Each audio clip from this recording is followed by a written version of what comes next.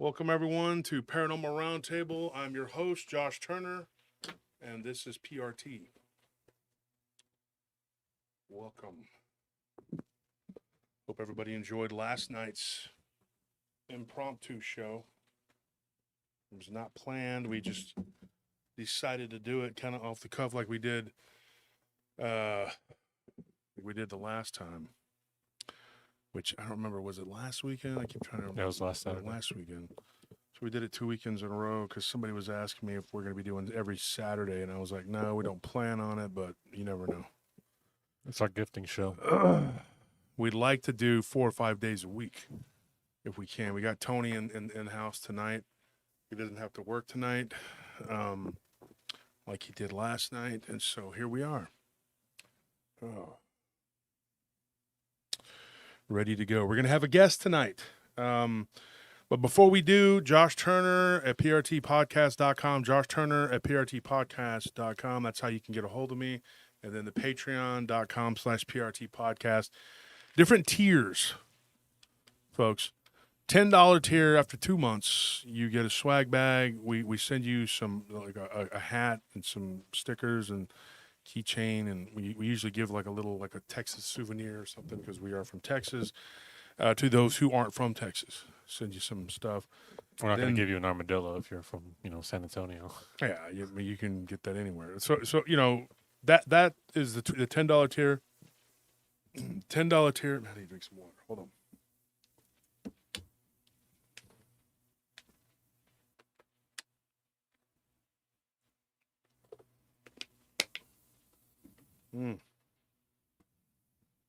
I'll tell you what, I was outside for about half an hour before I left to come over here.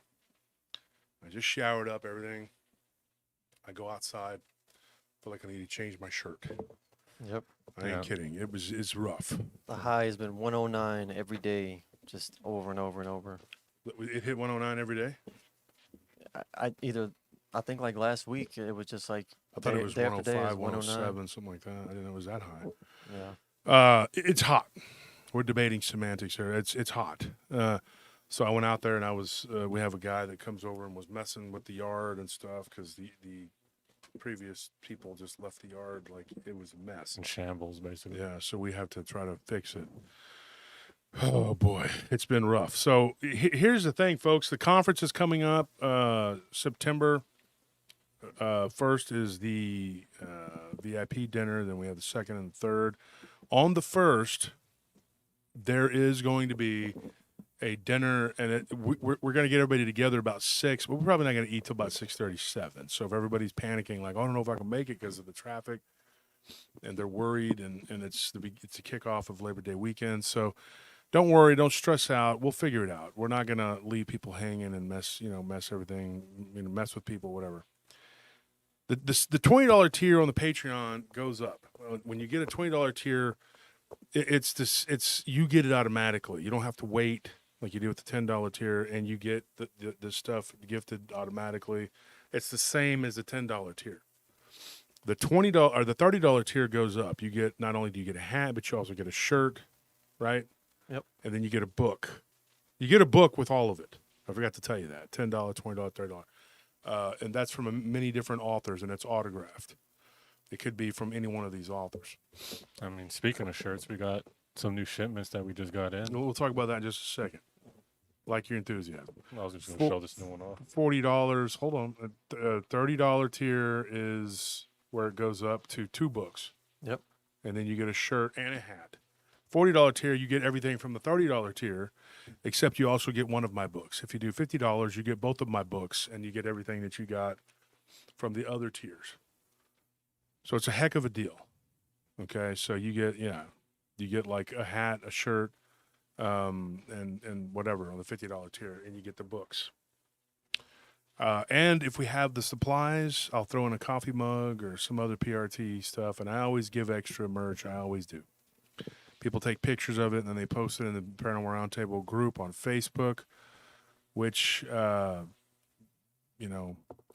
we have had some issues with people saying that they have joined the group, and then they're no longer in the group. We're not kicking people out, hardly at all, unless they're trolls for some reason, which we haven't had much of in that group. It's been pretty cool. But people are saying, hey, man, I joined, and then I go and I look, and I'm no longer in the group. I don't know what's going on with that. Liberty, thank you for that donation. See you all at the conference.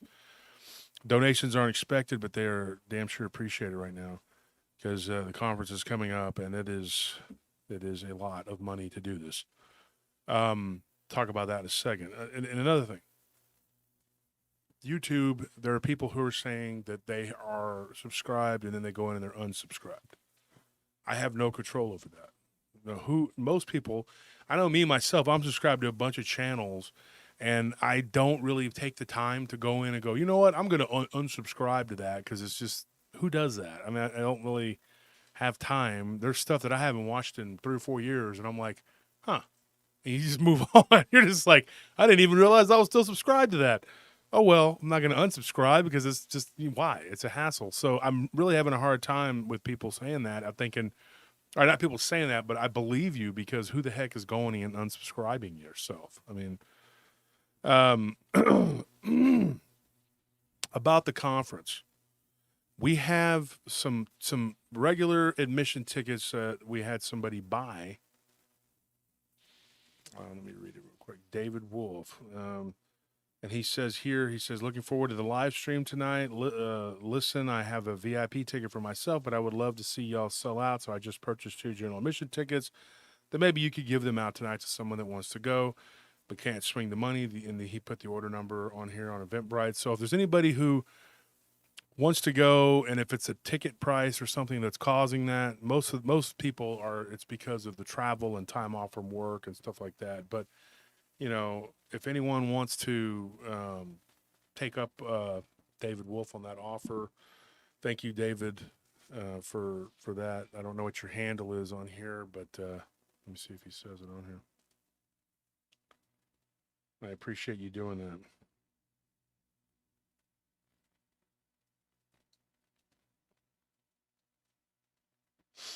Okay, it doesn't have his handle.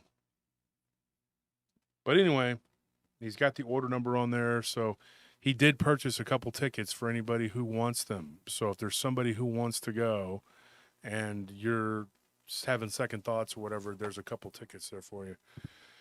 Put the link to the conference. I think Sugar Britches already did. Thank you, Sugar Britches. We appreciate your help. Somebody says here, let me see my glasses.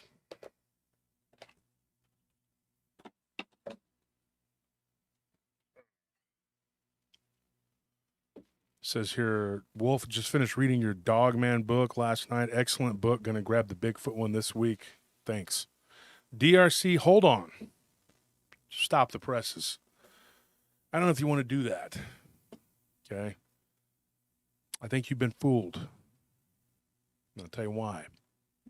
Apparently, my Dogman book is a piece of crap. We've only got 17 reviews on it so far, and it's been a little over a week. And 15 of them are good and glowing, but 2 are very negative and crappy. So why would you take a chance on the Bigfoot book when you've got those horrible reviews and only 2 good reviews on the Bigfoot book? Obviously, those were plants, people that I paid. I was like, hey, here's some money. Go make a good review. I'm always up to something, dude. And nefarious, typically, that's kind of my thing. Yeah, they were your lackeys. Yeah. And when you told them to do it, they're like, yeah, boss. Yeah, whatever you say, boss. It was Bebop and Rocksteady. Yeah. Yeah, boss. Show Tony's shirt real quick. Show him. That's one of the shirts going to be at the conference, folks. Price is Right thing. Hey, what is the music to it? Is that the music? Yeah. Yeah, Price is Right. Show him what he's got. What's crazy is that we got these beautiful navy shirts, and we got this beautiful forest green, but like That's not the forest green. This isn't it? Mm-mm. That's drab green, I believe. Oh no, I think it's the olive green. Olive green. Yeah. Is that what it is, Anthony? I think Yeah. so. Well, with the forest green and the navy, like me and Anthony were looking at them, and we were like, "Are these just black?" So we had to take them out. We're like, "Oh, these are like beautiful," but like for some reason they kind of show up a little darker. The forest green doesn't pop. It doesn't I look that think it's green. like the packaging and the lighting. Yeah, or it just whatever. It's looked kinda Are you weird. sure that's it? Because we had some that were navy. Yeah, and but- those also we kind of made look. Because a little those dark. we made them in the color of the Texas flag. Yeah, because they're of the really cool. conference. So we thought that would be a cool touch to have that, and So Yeah. But take another look at his shirt there, because imagine that shirt right there with the black logo on it. That's one of the other options, and then we that got- same color with the other logos. With Yeah, the, we with got the UFO some logo with the black logo, then we got some with the white logo for each of our logos. for each logo. Yeah, it's really cool. So that's going to be really cool. Somebody said bring smalls and mediums. We'll have mediums. We don't have many smalls. we have a lot of. yeah, I don't think we ordered any Smalls. smalls. We do have a couple though. I mean, we do have some reserves, but it's We not like do? a huge amount. Yeah, I remember seeing them when we sorted. Smalls. Yeah. Okay. Hmm. All right. Well. Don't expect a lot though. That's all I'm Yeah. saying. Yeah. I mean, Don't we- expect much of anything. We're just going to be there. We don't give a crap. Nothing's going to happen. We're terrible. Yeah. I mean, if you can get a medium and just like dry the crap out of it, it'll be a small soon enough. And Celine, she says, "Do you ever have tank tops? Do we? Do we sell them in the store? I think at the store we do. I don't think we have any on our Printful store. Hmm. I mean, you know what? I could make some and just Yeah, it wouldn't just hurt put to them on just the have them Printful there to be store, there. Yeah, Mhm. especially when it's hot like this. Yeah. Oh, yeah. Because from now until just till Christmas, it'll be hot. So Yeah, definitely. Yeah. then you wear the hoodies for until like April.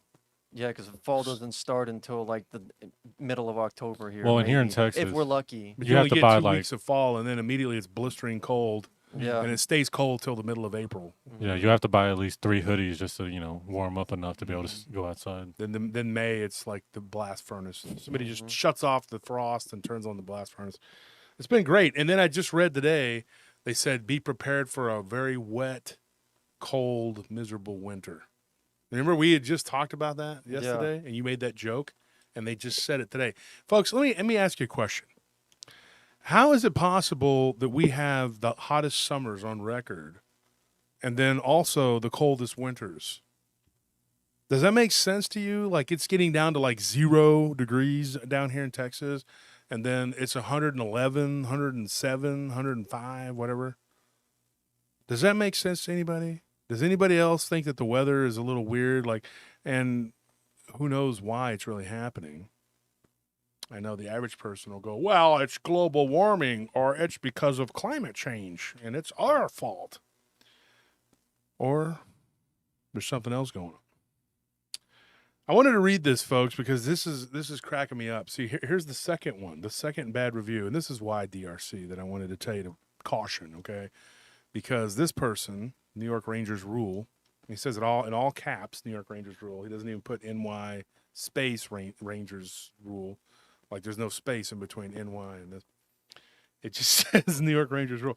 Typical entry to the self-publishing world. I'm not going to take up a lot of time with this, but this is funny. I thought we'd have a good laugh and then tell you a story, and then our guests will come on. It says the subject matter of this book, talking about the Dogman book, is childish enough without the amateurish writing within confirming this. Josh Turner would have been better served to hire a professional editor for this quote-unquote work, or at least employ an editing program such as Grammarly to clean up the multitude of grammatical errors and pedestrian word choices.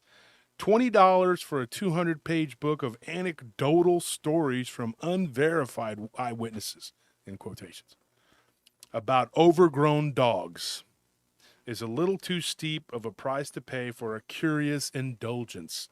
This guy likes to use big words, but yet he couldn't make his handle correct. It says, do better next time, Mr. Turner, and he spelled Mr. Turner not with an MR period, because that would be just, that's for the proletariat. The patrician class writes it out, Mister. Okay, he's part of the nobility. That's grammatically incorrect because you're married. Plebeians. Well, I'm Mister. It'd be Mister either way. It says, "I'll be watching you, and I will be at your upcoming conference." Oh, I have a serious critic coming to the conference. Oh my gosh, I'm gonna be like this. I'm gonna be like, "Where is he? Where is he? Where? Which one of these people doesn't like my book?" You're gonna be shaking in your boots on the I'm ground. going to be on the edge of my boots on the ground. I'm going to tell you right Mhm. now, the edge of my seat on the ground. It's going to be. Why even bother saying that you're gonna come to the conference? Because you're obviously not gonna out yourself. You're not gonna go up to Wolf and be like, "Hey, I wrote that review." Yeah. I guarantee you're not gonna do it. I'd love you to. And no, we don't have to have a fight. You can just come up and be like, "I'm New York Rangers rule." I imagine you would look kind of like the Monopoly guy, but the real Monopoly guy, not the Mandela effect Monopoly guy, like the Monopoly guy with the monocle, and he's like, "I wrote that. I fought in your general direction. Your book sucks." And he'll say that too, because that's how he'll talk. Our mother was a hamster.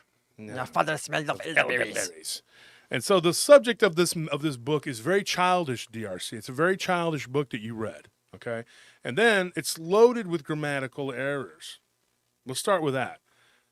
Here's what's really messed up. By saying that it's loaded with grammatical errors, you were actually, he's not just insulting me, he's insulting everybody who read the book before we released it. And yes, I did hire a professional editor. Her name is Beth, and it's right there. It says it right there, the editor, and then it says Sibylla Irwin as the artist, Sibylla Irwin and then Beth Wojcicki. First person that read the book was Ken Gerhard. And he didn't find a bunch of grammatical errors. The second person that read the book was Barton Nunley. And then we had David Weatherly, who read the book. Thank you, Michael Sproul. Oh, my gosh. Thank you for that donation. Oh, wow. That's amazing. Cool. Yeah. So if it's loaded with grammatical errors, I think Lyle might have read it too. Well, I mean, come on, those aren't any real people. Well, who are they? I mean, I don't even think they've even read Nick's the reading book. it, so he's just another nobody. He's written 70 Just books. a bunch of country bumpkins. So What do these they- turds that read this book are all full of crap. These people don't know what they're talking about, right? I think Kenny Irish was another one. He's written 2 books. Lyle has a degree that's just useless. He has an English degree. These people don't know what they're talking about. They're stupid. They're just poopa heads like me. Then everybody in my household read the book. Anthony's got a college degree in architecture. It wasn't in Vietnamese, so I couldn't understand it. Anthony but and Tony just completely could not. I read it in Braille. but- He did use it to wipe himself with, though, under his arms and everything. Oh, he wipes and then, himself? Yeah, he did. Yeah, I never did that. What are He you talking started about? that with the book. Remember? Oh, We were at a toilet paper. He said, "Hey, I need something." I said, "Here you go. Use this pulp. It's I don't crap. use It's toilet crap. paper. I It's know a you're childish, lying. amateurish To the thing." east I don't side. use toilet paper. I know you're lying now. Now you know you're making stuff up. So that's just letting you know that this is what's going on here, folks. I just wanted to come clean, dude, because this is horrible work. A pedestrian word choices. And then he says anecdotal stories from unverified eyewitnesses. Unverified. Like Bettina Moss, Nick Valenti. That's why I chose a lot of the people from within the community. And most of these people I actually interviewed myself face-to-face from my hometown. In fact, one of them is a distant cousin. But they're unverified. Bill Balcar. Bill's got a cell phone repair shop, and he sells CBD, whatever. What is it called? The Yes, CBD, CBD, and all that other Delta, stuff. He's got whatever. a Delta, whatever. He's got 2 stores. He's a business owner here in Austin. And then Arash, who owns 3 bars and a restaurant. Yeah, they're all unverifiable people. I just made them up out of the top of my head because I'm a creative genius. So yeah, and he says here about overgrown dogs. He says that it's a childish enough without the amateur writing, so it's childish subject, right? And then he says they're overgrown dogs. But yet you're going to come to my conference about overgrown dogs that walk around on 2 legs. So there you have it, folks. Funny stuff. And then I heard it through the grapevine today that all my stories are just crap, not real, and my wife is a witch who's used evil. Well, I don't know if they said satanic. They said black magic to prop me up. That's what we were told today. Now, there are several people who've told me this because this one individual has worked really hard and has been like just politicking hardcore with everybody that she can to not go to my conference.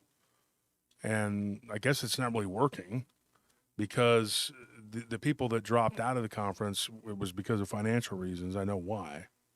And we're very good friends. You And know, it's there's like- only one person that I'm really kind of miffed at that just didn't really give me a reason and kind of was just like, well, you know, at the last minute, you know, everybody else, I could kind of understand why. I mean, I get it. They have the obligations. And it wasn't that big of a deal because we upgraded.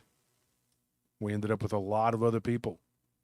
Just stepped right in and took over and said, I'll do it. So the poster needs to change, but unfortunately we already made the poster. So we didn't, I don't think we have, do we have Jill's name on there? I don't know if we have Jill on No, there. we don't. We need to put Jill on there, and then we need to put Lance Hightower. Getting Lance Hightower to come in at the 11th hour was big. So we didn't lose anything. We upgraded, at least when it comes to Dogman and the subject matter. So this person, if it did work, it didn't help their cause because we're still blowing them away. And that's the thing people don't understand. Like they're not going to stop us. They said that they can prove that my stories, you know, aren't real. Whatever. You know the people. You've talked to them, and you know that they're big Chupacabra heads too. You know that. Well, we all know you just use a bunch of fake names. I mean, when you're writing the book, you just had fake witness Yeah. 1, fake witness In fact, 2. I was so used to it that I tried to call Nick Valenti Nick Volante, just so I could make it a lie. Nick Valenti. I thought it was Nick Valentine. Yeah, either way. Mick Volante. And he's like, nah, go ahead, use my real name. No. I don't want this to be verifiable. I have to use this. Folks, there has been a lot of people who've done a lot of things to try to slow us down. Doesn't matter. Okay? My wife doesn't practice black magic. I don't practice black magic. And in fact, I am openly Christian. Now, that in itself does offend some people. They don't like that. They're offended by that. Also, people assume things about me. And that's fine. Let them say and do whatever it is that they want to say and do. Because the train is going to keep going. And we're going to keep on pushing. And we're going to, you know, yeah, overgrown dogs, right? Yeah. But yet they're going to go to the conference to hear about people, to hear people talk about overgrown dogs. Once again, it's a person who didn't read the book. Because if they did open the book and read the book, instead of just writing some nasty stuff about me, they would have seen that there weren't a lot of grammatical errors.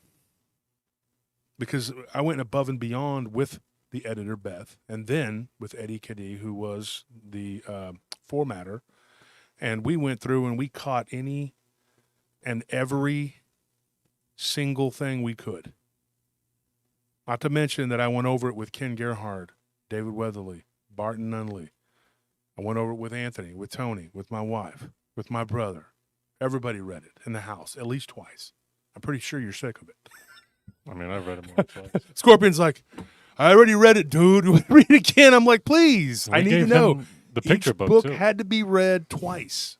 And then there's pictures in each book that goes with the stories.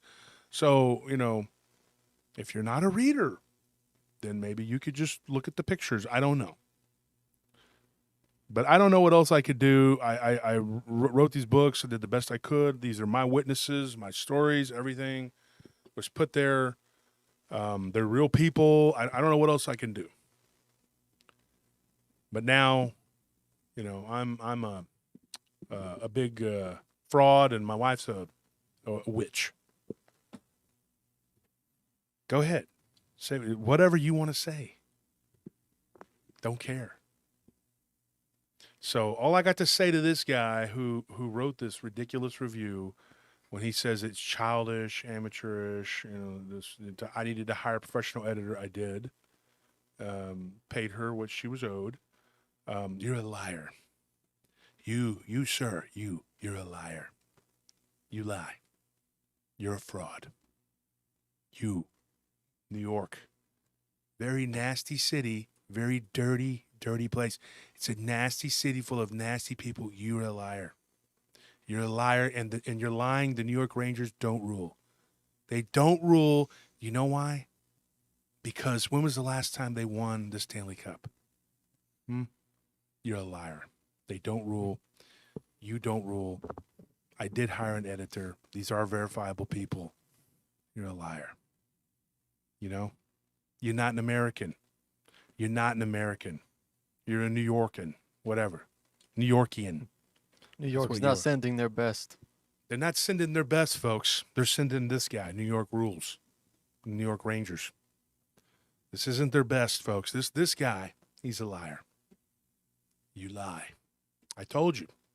I told you they were going to do this. And they did it. That's all I got to say about that, folks. And that's all I got to say about that. Anyways, folks, what we have tonight, we have a guest come on. He's going to come on a little bit. He's an esteemed colleague of mine. And you are going to enjoy what we have to talk about. We're going to talk about some weird stuff. Stuff that he usually doesn't talk about.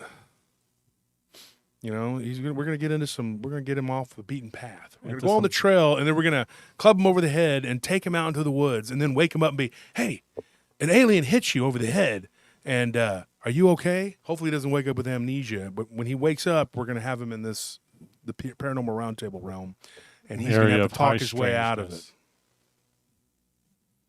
Scorpion just texted me, but this is going to be...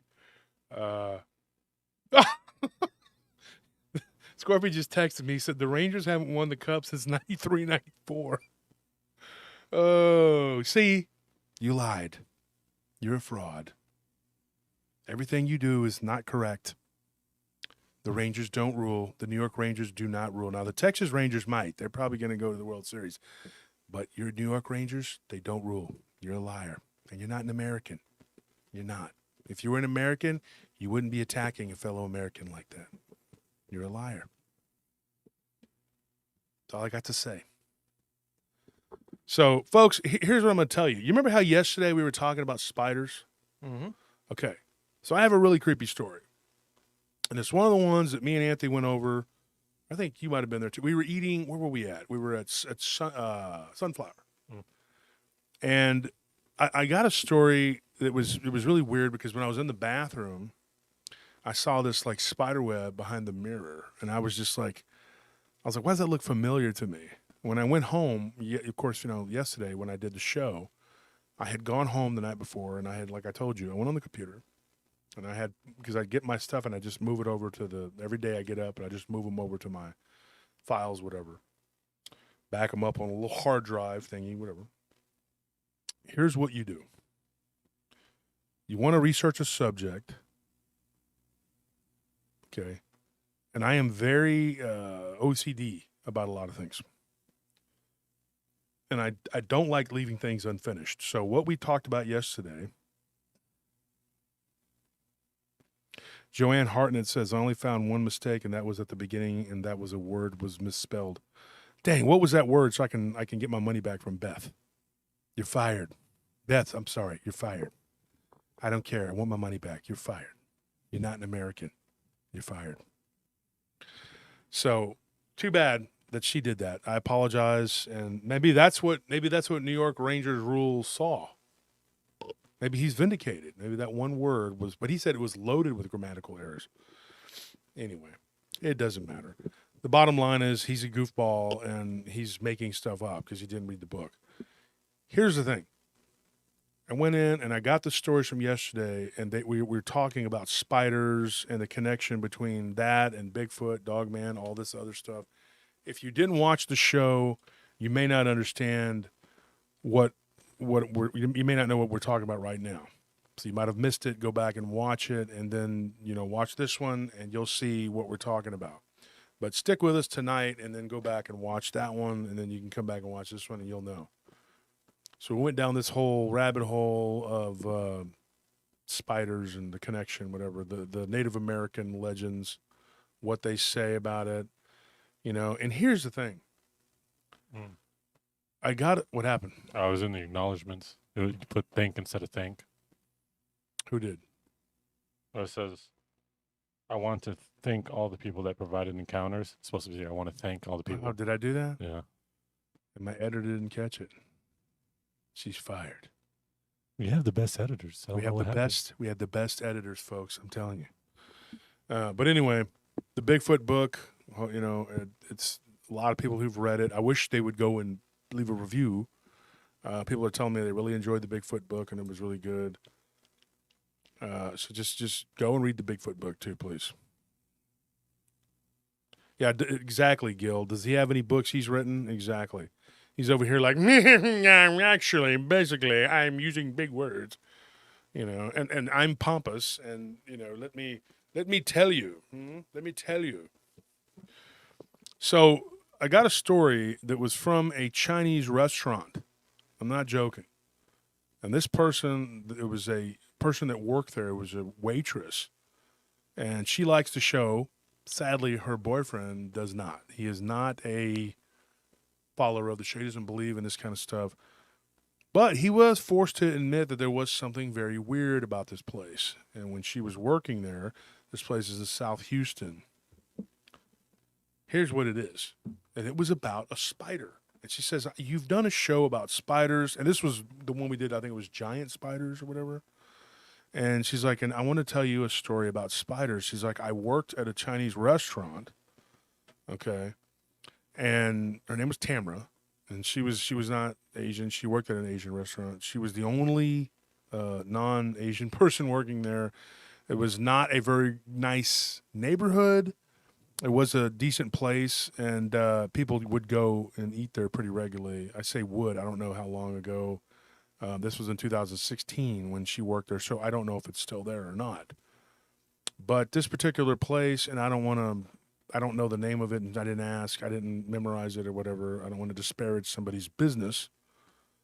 But the crazy thing is, there was a spider that would appear in the woman's restroom regularly. Now, you may think, oh, this is just, you go to a public bathroom, there might be a bug. You might run into a spider. You might run into a scorpion, especially in a older part of the city where it's a little dilapidated. I mean, it's not unusual. What's unusual about it is that this spider, the way that she described it to me, now do yourself a favor and look this up if you don't know. One of y'all can pull it up on your phone, maybe. She said, have you ever heard of an Australian funnel web? I said, absolutely. I've actually been to Sydney when I was young. And I told her, I've been to Australia twice. And just, didn't take the tour or whatever, but I had, And yes, I have heard. I didn't see one. Now, some friends of mine that were at the park there said that they saw somebody messing with one with a stick. I personally did not see that. I was not outside. And if I would have known at that young age what in the hell these things looked like, I would have been scared to death. These things are one of the most venomous spiders on earth. I think the only thing that is worse is I think there's the Brazilian wandering spider may be worse. But these things are like a nightmare creature. And she says I couldn't tell you what it looked like. Other than just, it looked like an Australian funnel web. I just scoured the internet trying to figure out what it looked like to me. And she said that the best thing I could come up with was an Australian funnel web or the Sydney funnel web. Now I know what that is now. I've known for a long time. When I first went to Australia, I did not know what that was. Here's what's crazy. She said that it had an hourglass. Get this. On its back. And I said, what do you mean? She says, you know how a black widow has a red hourglass on its back? And I said, no, they don't have them on their back. I'm reading it, thinking to myself. And I messaged her back. I said, no, they're not on their back. And we ended up just moving the conversation to Messenger or whatever. And I said, it's on its abdomen. No. There is a spider from Australia called the Australian redback. Now, if you look that up, it is a black widow type spider that is black and it has red speckled dots on it. Now, before you think, oh, well, those aren't here. Yes, when I was a child, we caught one. And it was very much, it fit every description of an Australian redback. Now, how that could be possible back in 1980, whatever it was, I have no idea. But I had a friend of mine named Tony. No, not this Tony, not my friend Tony Duran, another Tony. And he was from Chicago, good friend of mine. And his, get this, a side note to him, he was going through a hard time when we first started hanging out because his girlfriend, he found out, was actually dating Matthew McConaughey when he was living here, which was pretty crazy. And so then he was kind of bummed because what are you going to do? I mean, a right. I mean, you know. So he was digging a trench and he caught a spider. I remember, and it had an orange abdomen, and there was a guy that was living in his apartment complex, or our apartment complex, where we lived at the time. He was one of my neighbors, actually. And he said, that spider is only found in Africa. And he proved it to us. Like, he showed us. It was 6 feet deep in the ground, folks. Very weird. Very, very weird. And then the guy took the spider and then took it to the Texas state, whatever. But they did verify, and they don't know how it got. This was back in the 90s, late 90s, something like that. They don't know how it got in the ground over there in South Austin and how it was 6 feet into the ground. Weird. Very weird thing. Yeah, it says no horned toads left in Texas. Well, a lot of them were wiped out by the advance of the fire ants. Big red ants were wiped out, and black ants were wiped out by the fire ants. That they just kept coming, and eventually fire ants just colonized everything, and they destroyed a lot of our stuff, our bugs and different things here. They came from south and just kept pushing, and the fire ants were very efficient killers. They had the aggression that the other bugs lacked, and they had the numbers, and they just destroyed everything. I can tell you how it happened. Insect world is brutal. It's brutal. We went to war with them, and I actually, Anthony, you heard my mother tell you the story about the chemistry set I had and how I blew up the... Yeah. I was trying, folks, to do battle with these ants, and I did. I won. I won bigly. But I destroyed a big chunk of our backyard, and my parents were extremely agitated with me. I took a beating, all right, I'll tell you that, from my dad. But hey, I beat the fire ants, got rid of them. We just had huge holes that looked like a gopher on steroids, or, you know, whatever. What are they called? The prairie dogs? Like a prairie dog colony had taken over. But about this spider, she tells me this. She says, well, I can send you like a picture of what I think it looks like. And it was just the funnel web, whatever. And then she showed me on the back where this hourglass was. I told her, I said, look, I'm not an entomologist, I'm not an anthropologist, but I do know a lot about bugs. And I told her, I said, this is impossible. I don't know what you saw, but it's not known to man. It is not something that we know of in our science. Now, possibility, yes. Probability, no. Possibility, look, it's 333. Remember Paul, the guy, our waiter at Freitas? Oh, yeah. He said he sees 333 all the time. The possibilities are, I'd say, very slim that there is a natural creature that we have not discovered living in Houston. That looks like a cross between a black widow and a Sydney funnel web. I told her, I said, I don't doubt what you're saying, because we do deal with the paranormal. That's why this show is called Paranormal Roundtable. And did you wash that shirt? Yeah, it stinks. After you washed it? No, I didn't wash it yet. Oh, no. Okay. Because, you know, shirts, a lot of times they have formaldehyde. Yeah, that packaging is starting to I don't know if smell. you know that or not, folks, but when you get a shirt, you should always wash it, because sometimes they're packed with formaldehyde to keep bugs and things like that Yeah. out. That's just something, just a little, Well, whatever. I also spilled a little vinegar on it, so the smells are just... You spilled vinegar on it. Yeah, there was some spilled vinegar on the counter when I was cleaning, and I spilled on my shirt. Spilled vinegar on the counter? I saw white vinegar out on the counter. I don't know what was going on with that. Maybe Melly was using it for something. Oh, yeah, she was. She uses it to wash the vegetables, to wash the fruit or whatever. That's what she was doing earlier today. She's very health conscious for me. she was casting spells so she could get me to the top. Oh yeah, she was washing the toad of Newt and the Yes, eye of Newt, toad. What is it? tongue of toad and Tongue of toad, Yeah, using the cauldron to wash claw celery. of raven. Yeah, raven's claw. I'll kill you all. That. Whoa! He's all of a sudden he's got 26,000 people. Yeah, but here's the thing. This spider.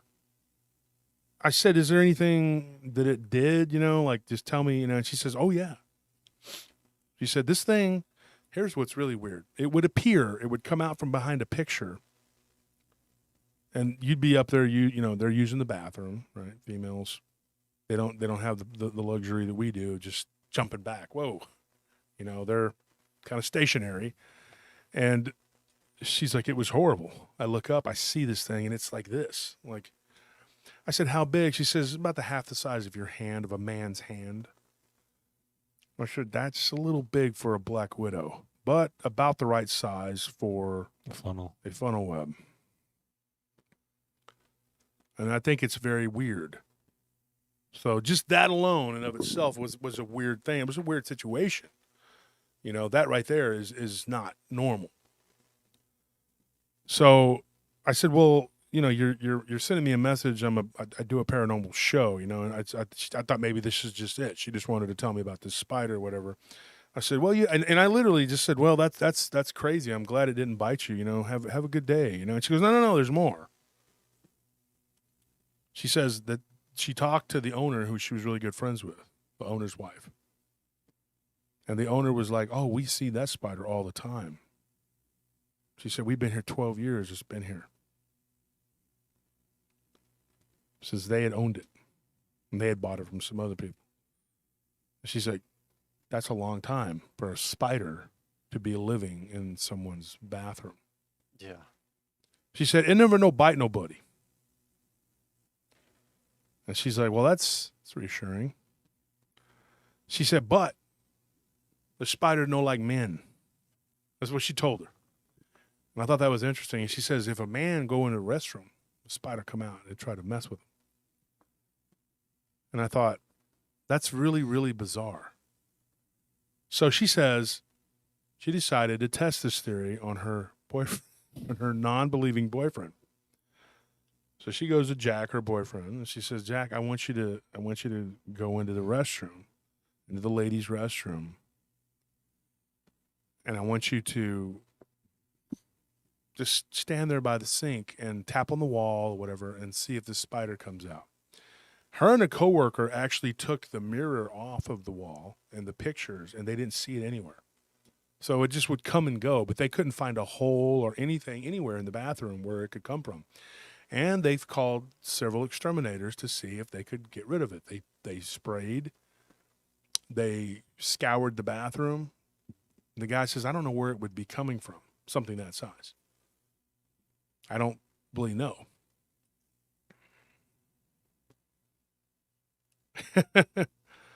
Oh, no. It says here, I don't think you finished off all the fire ants. A bunch of them came with my PNRT hoodie. Fire ants? These fire ants came in your hoodie? They sting you? That's weird. That JFA, that is put on really a shirt, bizarre, have a bunch dude. of ants in there. I mean, I hope that's a joke. Are you I'm joking? pretty sure that's a joke. Well, I mean, you never know. There's But- weird things. But if it's not, it's pretty messed up. It wasn't from us. We have totally redone our backyard and our front yard, and we don't have any fire ants at all. Okay, good. It's a joke. Okay, Okay, 'cause I was about to say it didn't come from us. Well, the thing is that we also, hand deliver our stuff to the mail so they could get shipped out. Yeah. So we would notice something like that. We would notice fire ants inside of it. So thank goodness. Thank you for that donation, JFA. We appreciate it big time. So it's a weird thing. Now, here's what she said. One of the pest control guys actually did have this when he was spraying around by the toilet. He looks up, and there on the wall is crawling this crazy-looking spider. So he began to spray it, and it had no effect on it. What's even weirder is that it turned and just kind of walked back the direction it came, and so there's like a little divider, like where the toilet is.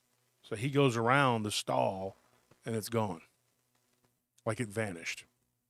He described it exactly the way the ladies described the spider. That it was black, and it looked like this funnel web spider, the same description, but it had a red hourglass on its back. So when she goes and gets Jack, her boyfriend, I know, right? Brooks, yeah, that's what I'm wondering. Is this what we're dealing with? I have no idea. And it says, Isla says, I've heard spiders can live on the astral plane. Yes. I'll get to that in a minute. When her boyfriend comes in there, he starts mocking and he goes, come on, spider, come out and kill me, blah, blah, blah, blah, blah. And he looks up and it's on the seat, it's on the roof. This guy had never been so scared in his entire life. This thing just began to slowly lower itself, and then it dropped quickly and then turned. It was upside down, and then it just turned. And it started to crawl around on the top of his head. He went like this and that and do all kinds of stuff, and he fell backwards, and she felt really bad afterwards because he fell down, could have hurt himself. He didn't. And she was like, it was unreal. She's like, and I look, we couldn't find the spider anywhere. The whole way home, he kept saying, I feel it crawling on me. I feel it crawling. Yeah. And it wasn't. She's like, it wasn't. A few days go by. She doesn't see it. And then she gets kind of used to it. Like when she does see it, there was like a potted plant or whatever that they eventually took out of there because they thought maybe that's where it was hanging out. And then there was like a window that was, was high up. And she said she would look up there and sometimes she would see it and it would just sit there and it wouldn't do anything. It never bit anyone. Multiple people saw it, mostly people that work there. The people that worked there mostly were Chinese. But she was just in shock at how it went after her boyfriend. The owner refused to go into the woman's bathroom. And I don't blame him. Because, like his wife said, you go in a bathroom, man go in bathroom, it come out. Many times it went after, she said many times it went after a plumber one time and it went after another pest control guy. The poisons didn't work, so they just gave up. Here's what's interesting. It is built like a Sydney funnel web spider, but it has a red hourglass on its back. Now, I don't know about it hissing. And Joe Breezy, did the spider ask him for $350? He said, hey, I want $350. $350. And they're like, I ain't got no money for you, damn spider. Go on back to where you came from in the astral plane. And he walked off. Now, the owner went in there many times, and at one time, he thought he hit it flushed, boom, like dead on, with his shoe, and it did nothing. It just crawled off. He said he felt it, too. Tree fitted. I don't know why these things happen. I just know that they do, and I don't know what that creature is or was. She worked there for 4 or 5 months, and then she was a regular customer there because they lived close by, and eventually they got better jobs and moved out of the area. She said that she stayed friends with him over the years, and as far as she knows, the spider is still there. So what are we dealing with, folks? Is this a spider that just decided, I'm just going to live here in this bathroom of this small Chinese restaurant? I'm happy here, and I'm just... Overbuilt Automotive said Josh Turner, 12-gauge blast shot with birdshot. Yeah. You know, I mean, that would work, and it'd be really cool if it worked, but what if it didn't? That would be... just got mad. Yeah, what if you just shot it and it just looked at you the whole time, didn't even do anything? You have to fix a bunch of drywall. One last thing spider about didn't this story before we call our guest. Her boyfriend, when they moved, oddly enough, when they moved out of that apartment years later, he had a couple nightmares, and she thought, oh, he's just having some flashbacks about it or whatever. They moved, and when they did, I think she said the second day they were there, so they had spent one night and then a day. He had a nightmare the first night, and he didn't know what it was about. He couldn't remember it. But then the next day, he was taking a shower in their new place. They had moved into a rental house. And she said, I remember my dream. He comes out and he's like stumbling out. He goes, I remember my dream. He's like, that spider was on my face and it was talking to me. And he goes, I couldn't understand what it was saying. It was speaking in another language. And she, having been around these people that spoke Mandarin, predominantly Mandarin, and he said he had heard them speak it, and she'd heard them speak. And he said, no, that wasn't it, because that would be weird. Like if it was around people that spoke a certain language and it did that. He's like, no, it was like something else, you know. So then she says about 2 or 3 years later, they're driving along, and she's playing some music. Get this. This is weird. She's playing some music, and there is like this other language that this guy is singing in. And he said, stop. That's it. I'm like, this is out of the blue, right? And they have like their friends, and they're headed to the beach, right? And Galveston. I don't consider that a beach. I consider that a mud pit. But anyway, people call it a beach. And it's got some pretty spots to it. There's too many mosquitoes for me. I don't like it. And John Lafitte was there, and that's the cool part, that it's haunted by pirates. But other than that, I don't really like it. Anyway, they're driving to the beach, right?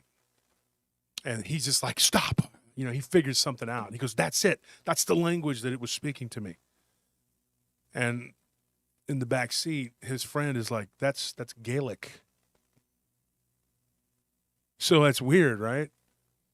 The language that he thought that this spider had spoken to him on the first night that he stayed, and then he remembered the next day, and didn't remember until he'd had a dream, remember, but he didn't know the language until a couple years later. It was Gaelic. It's quite the international spider. The spider is An like Australian in a Chinese spider, restaurant, looks Chinese- Australian, North American markings, speaking Gaelic. speaking Gaelic. Spider of international mystery, Yeah. or international spider of a mystery. And now it sounds funny when you talk about it in that terms, but what happened? We just had 410 people and everything just went. The heck That's just just- happened? This thing's been jumping around today. It was doing good yesterday. Now it's like doing that again. Somebody just said it's buffering on the laptop and my TV. Let me check it. I don't know what's going on. But so that's the story. I was going to save that for one of the podcast episodes because, like I've said before, we get a lot more views on the podcast. But, you know, people are saying it's been glitchy.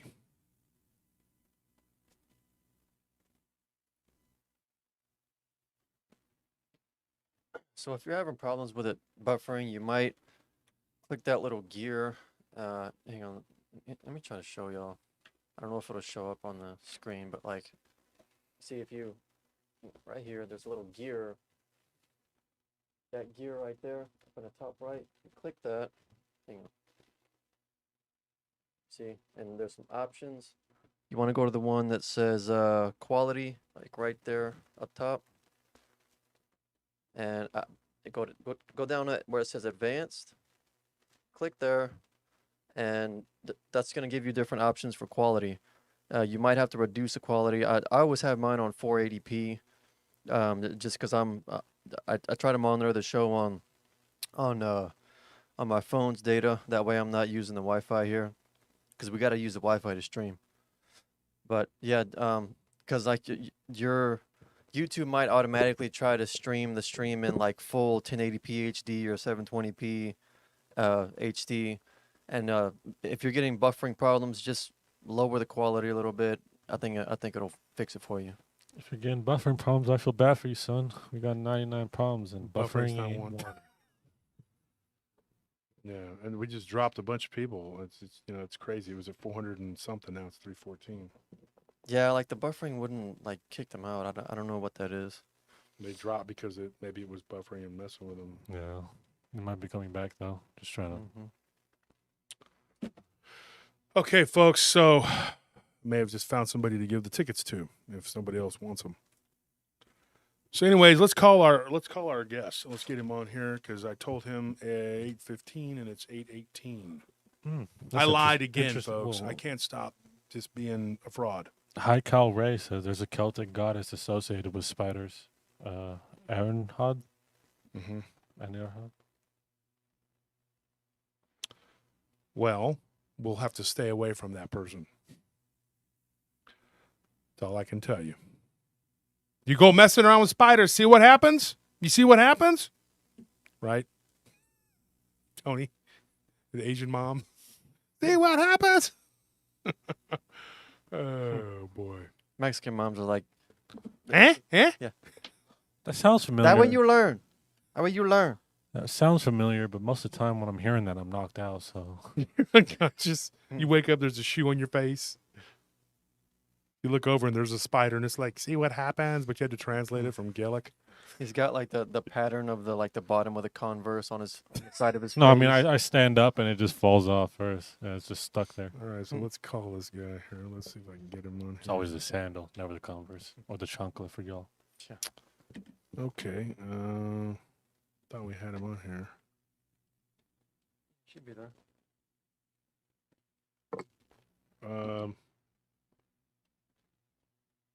Okay, I gotta type it in. It's right there, but I still gotta type it in on Mess. For some reason, it's not popping up. I see his picture, but it's not. Okay, so that's coming up. There it is. There's the icon. I was wondering where it was at. It was like missing. All right, let's get him on. Is it ringing? Because I cannot hear. Yeah, it's ringing. And that thing's turned up. I can't hear it at all. There's no sound coming out of my. There's no sound coming out of your end? I can barely just hear a faint ringing. Hello? Hello? Hello? Like, dude, you're blowing my eardrums out when you talk, so I don't know what's going on with the sound. Hold on one Hello? second there. Can you hear me? Yeah, I can hear you. Can you hear me? Okay, yeah, I can just barely hear you. Hang on. But I don't think it's nothing on your end, because when we first started calling, it was just, I could barely hear it. And we've had some technical issues. I was hoping to answer on my computer, but for some reason it's not calling me on there, just on my phone. But hopefully this is okay. We can make it work. Yeah, do you want to try and hang up, and then we can call you back and see how does he make it answer on his computer? You can just log into Facebook on his computer. Yeah, you could just log into Yeah. Facebook on your computer. Yeah, I am. I got Messenger up, but some reason your call doesn't show up, so it's weird. It's all good, man. Okay, well, as long as you got we're it. live, right? So we need. Yeah, to we're forge live. ahead. Folks, this is Ken Gerhard. I can barely hear him, man. I don't know what's going on. I can hear my colleagues talk, and it sounds like it's blowing my eardrums out. But I can barely hear you, Ken. So Ken, we can start want me to- talking. I'm hey. just going to have to. Do you want Do me what? to try to call you on Messenger? Will that work? Yeah, you can call me on Messenger on your computer. It might make it sound I better. have a better mic on my computer. Maybe that'll sound better. Okay, because I can barely hear you. All right, I'll call you right now. Hang tight. Okay, all right, bye. Bye. Yeah, I don't know what's going on. Why that thing is turned all the way up. We've been having some technical issues. I was actually talking yesterday with Lance Hightower about that, and he was saying that when you start talking about certain subjects, and it just starts, stuff happens. Ken, are you there? Yes, I'm here. Okay, it sounds just the same, but I can barely hear you. It's something on our end. We but might need to can't- get you new headphones because it sounds good. You can hear it on your headphones. Mhm.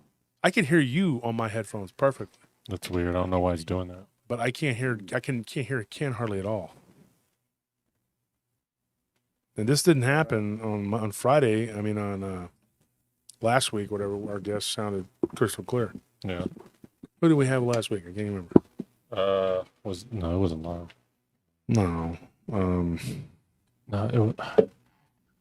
I know who it is. I just can't remember the name. Okay. What did you look like? I've never met him.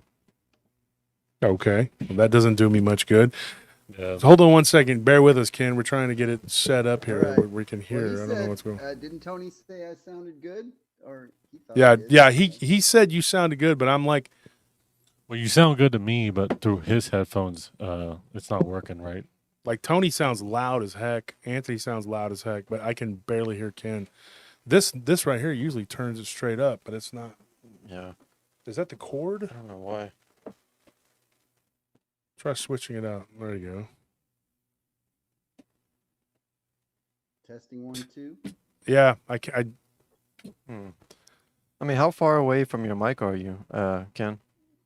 I'm pretty close, like, I don't know, 8 or 9 inches. It's a condenser. Okay, hang on. Let mic, me try something.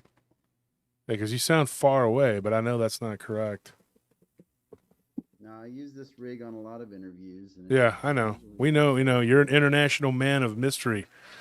You're Ken's all over the place, man. Aren't you? You're like always like going out. You're like, I'll be in Ireland next week, and then I'll be All right, back. I figured it and- out. We should be able to hear you loud and clear now. Okay. Okay. Can you Okay, hear me yeah, we now? got it. Can you hear me Yes, now? we can hear you now. Can you hear me now? Yes, we Yeah. got you. Got you. Got you. Okay. So folks, if you live under a rock, you don't know who this is. This is Ken Gerhard, and actually, he's the first person that read my Dogman werewolf book.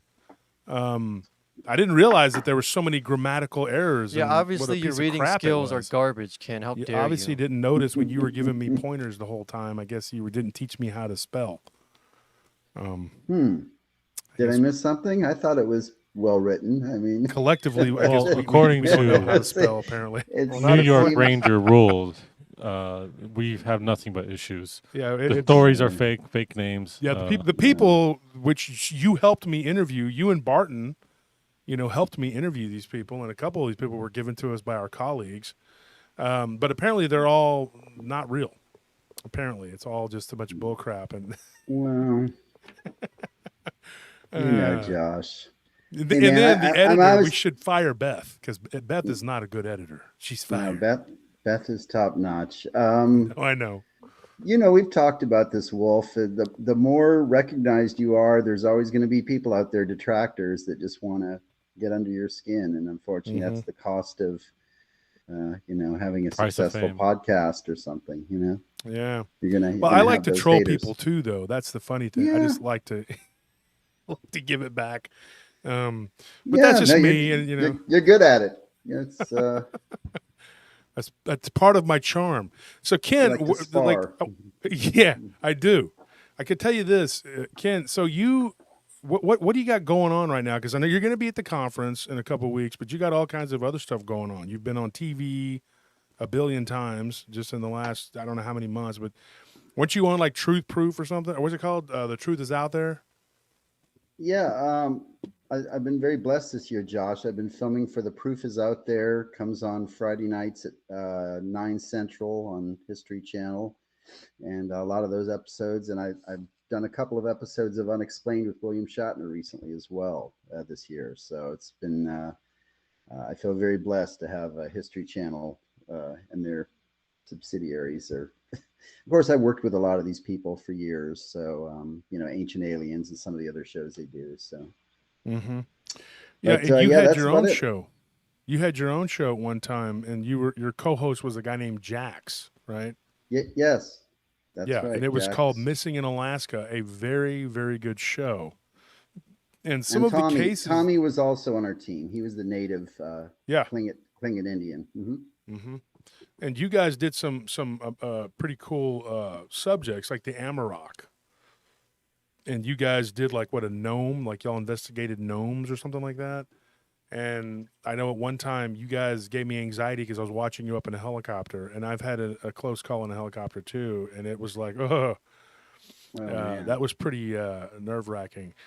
So let me ask you this though: one of the things that we've talked about, and me and you have talked about Bigfoot, and we've talked it to death, along with Dogman and everything else. But I want you to ask you a couple questions tonight, and then usually we just do discussions. And that's what we're doing. But I want to get your opinion on a couple things. We got you on the show here, and I want to know, like when you were you had some really weird things happen to you, and when you were filming that show, didn't something happen to you? You saw something really strange when you were up there in Alaska. I mean, there were some weird things that happened. Full admission here, though. Alaska is a very strange place. I mean, you have certainly a lot of folkloric creatures, like you talked about. We covered a lot of the Yamarok, Anukins, Qualopalic, Kushtaka, all these weird kind of supernatural creatures in different, various, there are a few major tribes up there, and they all have kind of different legends about strange creatures. And then, of course, you factor in the, I think, UFO activity and hauntings. I mean, Alaska is just kind of one of those really weird kind of places. So, anyways, I'll qualify it by saying that, but I'll also add in that, when going into the show, one of the things I told the producers was that I was not willing to fake anything or fabricate anything, that my credibility is, my integrity is, basically the one thing I can be proud of. But I do have a feeling that there were some situations where the producers were arranging things, and I could never, everything was kind of like behind the curtain, so I'd like, I don't want to accuse anyone, and I'm not trying to burn any bridges, but there were genuinely some weird things that happened.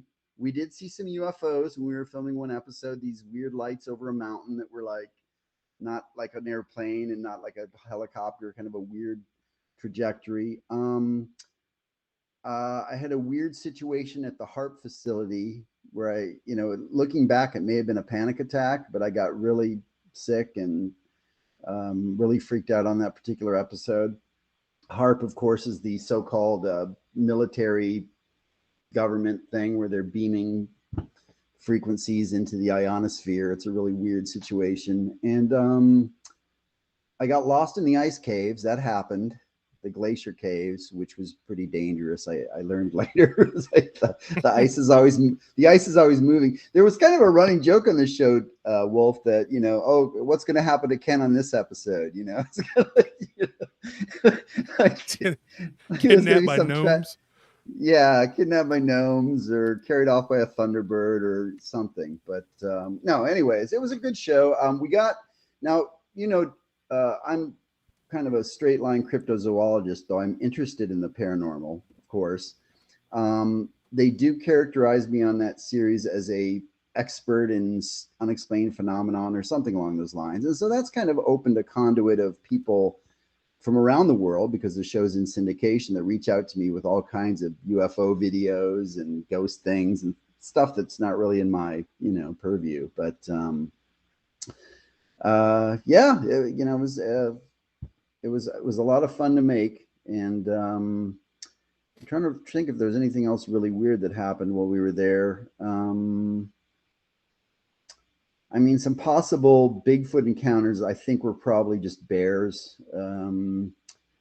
They may have edited it to make it look a little more exciting. The monkeys, there was an episode we did on these monkey creatures, the Katani, the tailed ones, yeah, and there were these, one night we were out and there were these things moving through the trees, and we were like, are these what people are talking about? What the heck's going on? And we could hear them moving around the trees, and we were shooting blowguns at them. It's a long story, but I think we figured out later on that what actually we may have been experiencing were flying squirrels, which I didn't realize there was this population of flying squirrels in Alaska that are nocturnal, and they're very active at night, and they like soar through the trees and all kinds of, so, we were freaked out at the time, but looking back, there may have been a pragmatic explanation, but who knows? Maybe they were the Katani. And the Katani, if they were, they're known to eat people. So if that's what they were, you were in extreme danger. Also, the Kushtaka are known to be killers too. They typically are around water. The Kushtaka are these giant otter men, and for people who don't know what that is, I discussed that on the show with David Weatherly. It's the one that David jokes about at the beginning of the book when he did the what do you call it, when somebody writes the forward. Sorry. Yeah. Mm-hmm. Yeah. And he jokes about that episode where me and him kind of just talked to him the other day. Actually, I think we messaged each other yesterday, or because we've been talking about the conference and everything going. And you're going to be doing a presentation at the conference on flying humanoids. Is that correct? Yes. Yeah, I'm going to do a flying humanoid presentation. this is just my opinion, Josh. That's all we have in this field, really, right? Supposition. But I spent a lot of years researching the Mothman and interviewed many flying humanoid witnesses from around the world, over years. Did some TV shows and stuff, and got real familiar with the flying humanoid phenomenon. And as I've kind of become more acquainted with the Dogman phenomenon through interviewing some witnesses and things, it's kind of occurred to me that they're very strikingly similar. And in terms of, I think you could make an argument that it's basically the same thing. It's just a creature that is anthropomorphic, half human, half animal, or what have you. And that, the experiencers, there's a level of trauma. There's a hyper aggression displayed by these things. There's the weird noises and glowing lights and glowing red eyes. And I don't know, it feels, I'm curious what you think about that as well. I know you've done some shows on flying humanoids, but certainly there's an argument to be made that we could be dealing with the same phenomenon that's just merely taking on a different form, a different appearance. Well, I think they're the devil. It's all the devil, Ken. Okay, they're demons, and that's it. End of discussion. I would have worked. Okay, good night, everyone. Yeah. We have figured it out, folks, and it is of the devil. We can all go home now. It's kind of like when those people smoke them green cigarettes, and that's when they see these things. Okay, Wait, that means we're out of a job now. we're done. It's over with, folks. Well, I still have my career as a security professional. I'll do that, folks. We figured it out. Thank you very much for my guest, Ken Gerhard, and we are now closed. Now, Ken, I tell you what, when it comes to the flying humanoid thing, and yes, I have done some work on that, I do get what you're saying, and it is creepy. And when you go down and you start looking at all these cases, and some of which me and you have actually discussed, I get a really weird feeling, like a supernatural feeling, like I do when I deal with the Dogman, which I do with all of this stuff. So there's some things that you just like, okay, that's obviously, this is just that, this is what this is. And then there's some things you're just like, there's no telling what this is. And I think with the flying humanoids, it is a very broad subject. Now, I'm looking forward to hearing you talk about that, because I have heard you talk about your other presentations. When we were in Jefferson together, I heard you do the one that was it was Godzilla versus King Kong, which I thought was really cool the way you did that. You're a very good presenter, and that was interesting. You did it kind of like Loch Ness and Bigfoot, and doing a comparison, which was pretty cool. And I've heard you do a Bigfoot presentation, and at the last conference you opened up with some talking about the Dogman and what you thought it was, which was interesting. But I haven't had a chance to listen to you talk about flying humanoids. So I think we've been at a conference together when you did, but I wasn't able to sit there. So I'm going to try and catch it this time. I'm going to try and listen to you. I do think it's interesting that you compare the Mothman to Dogman, because one of the questions I was going to ask you, and I had this prepared, because, I like to ambush people. Okay. So get ready. No, I'm kidding. The bat squatch. I was talking to Barton about this a couple days ago. Yeah. What are your thoughts on that? Because Barton got a really weird story from somebody who lives right there in his town, who told them that he was taking. I can't give the whole story away and I don't know the whole story, but he was a prison guard, and they were on a bus, and I think he's going to tell it on his channel, but they got attacked by a flying Bigfoot, for lack of a better term. I don't know what to call it. The appearance was like a Bigfoot, but it was humongous, and it had these huge, 10-foot wings or whatever. I mean, have you heard of that? Because you like the flying humanoids, I get it, but have you heard of anything like that, the bat squatch? Well, here's the thing, and again, similar to the Dogman phenomenon, there seem to be different variants of these winged cryptids or creatures. So yeah, you have the bat squatch is probably pretty well known because of the name and just the visual image. But for example, there is a variant of flying humanoid that is gigantic. Most people think of Mothman as being like a little bit taller than man-sized, right? 6.5, 7 feet tall. But I've interviewed in recent years a gentleman from Big Spring, Texas named Trey. He and his wife claimed they saw this flying humanoid soar over their house one night, and they said he was like 12 feet tall. And he had these massive feathered wings and long flowing hair, very godlike features. A similar report I got from nearby, from I think 2018, from Texahoma, which is up in that area too, where a guy saw something similar. He said it was about a 14-foot tall humanoid shape with these giant wings, but it had horns that were back swept. And then there's another guy from Ottawa that I interviewed, Eric Smith, I think his name is, that saw this 14-foot tall, like he thought it was like he was in a superhero movie when this thing like landed on the side of the road. So, you know, a lot of people don't think about that, but you know, you've got these different types of winged humanoid creatures. They don't always look just like Mothman. There's like different variations, which I think is interesting. And to your point, I don't have a winged Bigfoot story, but I recently interviewed a woman from West Virginia who saw a winged Black Panther. So we've heard of reports of Black Panthers and cryptid cats, but this one had like giant black, she said, like vulture wings.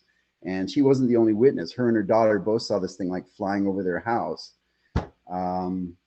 So yeah, so you get these, it's like these weird variations of winged cryptids or humanoid winged creatures. So it doesn't really surprise me that someone reported seeing a winged Bigfoot type of creature. And for the record, the original bat squatch that was reported in April of 94 by Brian Canfield, he said it had a wolf-like head. He said it had a wolf-like head, blue fur, very powerful with these bat-like wings, and it had yellow crescent-shaped moon eyes. So even though it was reported in an area where there are a lot of Bigfoot sightings up there near Mount Rainier, it was more of like a winged wolf-like humanoid creature. And that was after Mount St. Helens, wasn't it? Wasn't the first one like after the eruption? Well, it was a little bit. I mean, St. Helens was when, early 80s, 80? I thought it was like, yeah, So- 1980, something like that. So, you know, it was about a decade later. Okay. Because Barton had said something to me the other day about it being like the first one that he had heard of was during the Mount St. Helens eruption in that area. Yeah. Okay. Well, Barton may have done more work into it. You know, that sounds like, you know, you can go down the rabbit hole in any of these cryptids, and particularly as researchers, sometimes we can, you know, find some of these eyewitnesses that haven't been, you know, published and well, you know, reported on and stuff. So. But let me ask you this, Ken. We've talked about Dogman, and we've talked about it a lot lately because you and Barton helped me with the interviews. And I wanted to ask you a question about, you had made a comment about the book when we had talked about it, and you guys were all instrumental in helping me, giving me, because you guys had written books. So I went to you, you know, and Barton and Lyle and David and everybody, Nick, and said, hey, can you help me write? Because I am not a writer. I am a podcaster, and I'm aware of where I'm at. I mean, a lot of people write books, and they just, you know, like this guy that did the review, I think he's thinking, he didn't read the book. He was just thinking, oh, this guy self-published a book. Well, I'm going to go over there and be, you know, blah, blah, blah, teach his plebeian, whatever. But I didn't do that. I didn't want to fall into the trap of, oh, I know how to write a book, because I don't. And so you were very instrumental, and I want to tell you I appreciate that on air. Thank you for everybody that we interviewed. We had like, I guess all together for both books, like 56, I don't know how many people. Anthony, you interviewed some people. I interviewed people. We all did.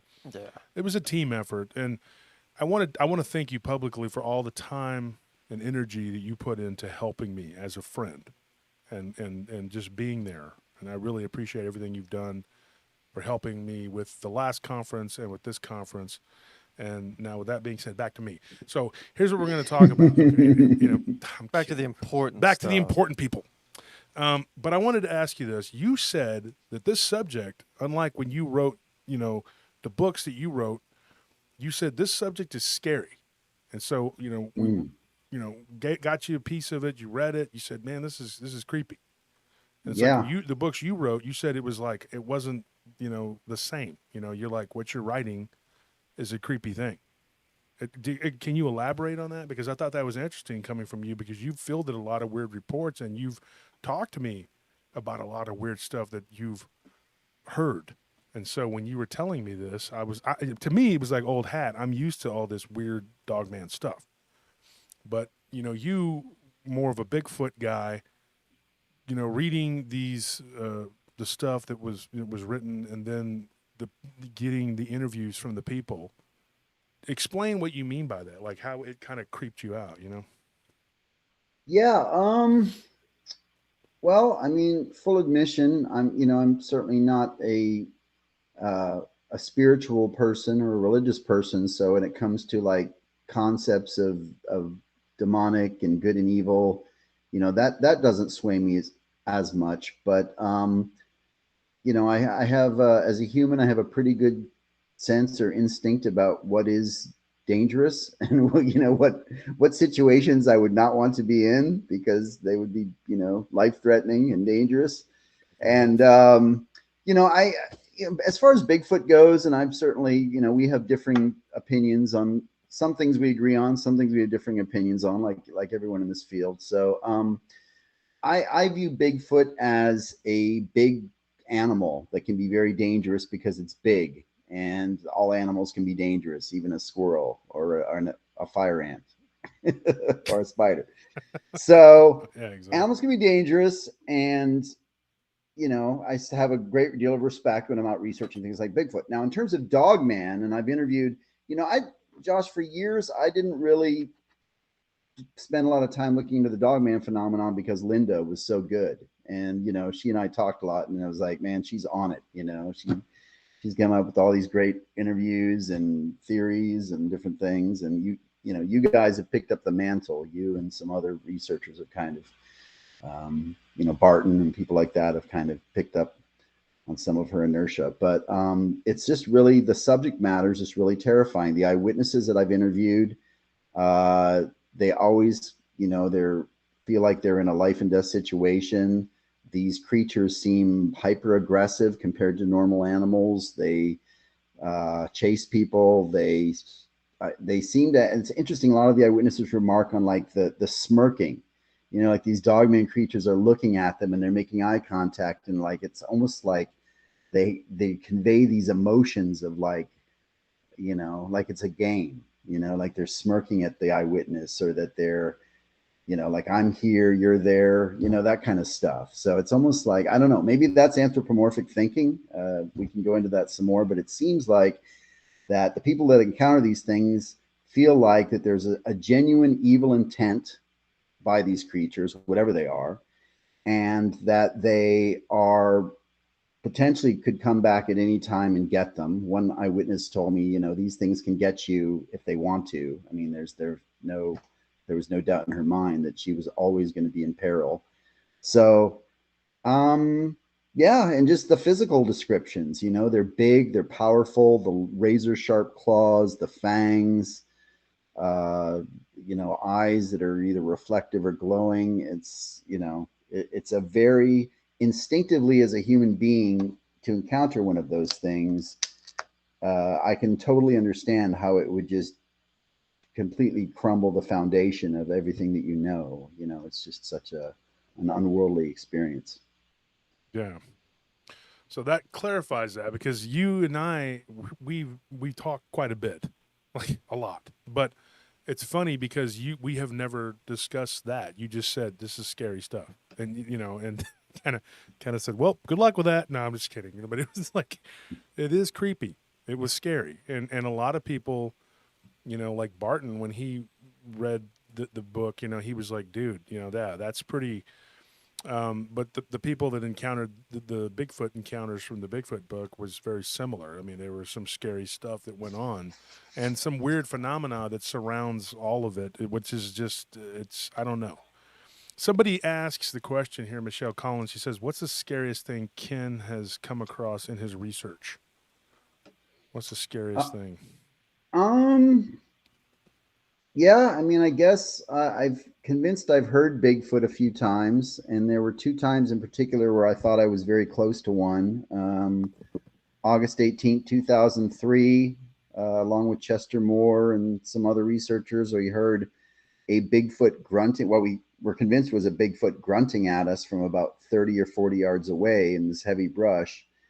And I didn't have anything to defend myself at the time. Sometimes I carry a shotgun or things like that into the woods, but at this point all I had was a video camera. So I was like, I thought this thing could come out and pummel me at any moment, and I was at least going to get it on film, because I figured, there's someday I'll be famous and I'll have the Gerhard footage, where it's like, like a first person thing where the Bigfoot's coming at the camera, and then there's a lot of shaking and violent motion, and then it drops to the ground, right? So And then it just like sees that. you being dragged away. And then all you hear about is, oh, it's fake. He faked his death. I'm like, I was at his funeral. They're like, it was a wax replica. I saw him the other day at 7-Eleven. He's buying scratchers, dude. It was 3 different caskets, though. Yeah.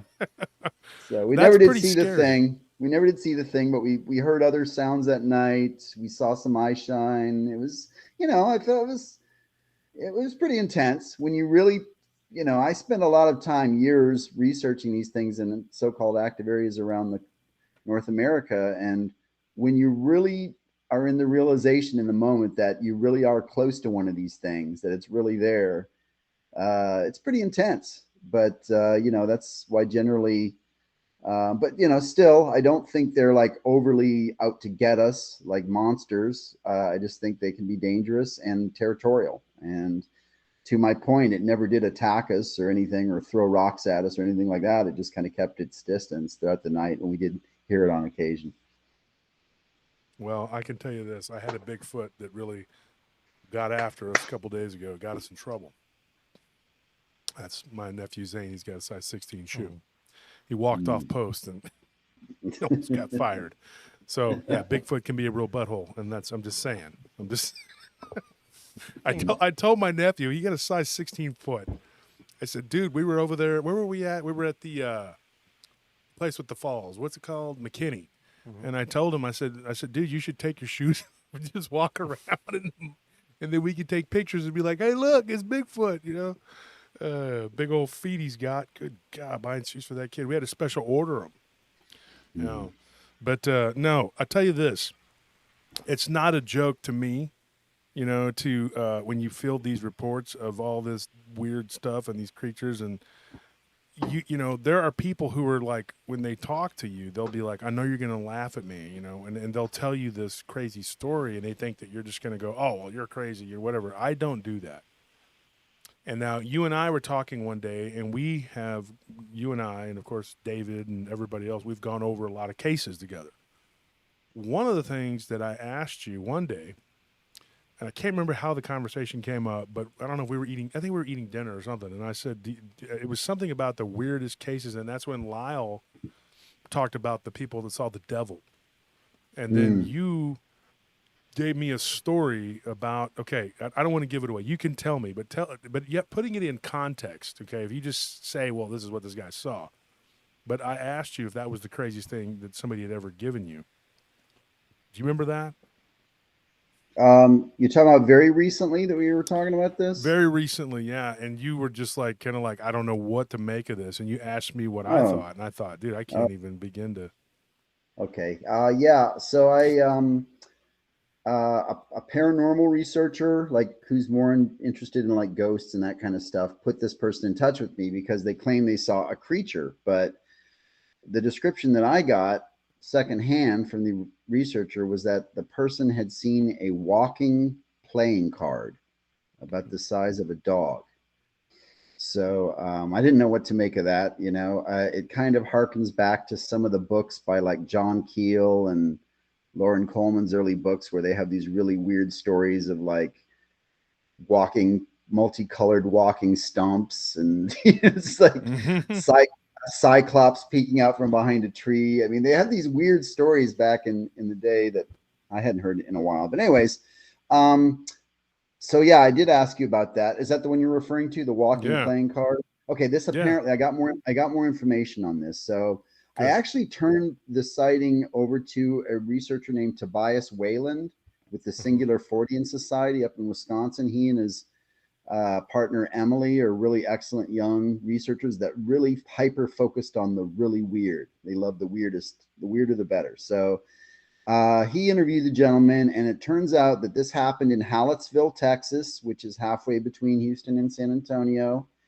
And interestingly, this is also the home of the wild man of the Navidad. One of the oldest Bigfoot stories in Texas comes from Hallettsville in Sublime, Texas.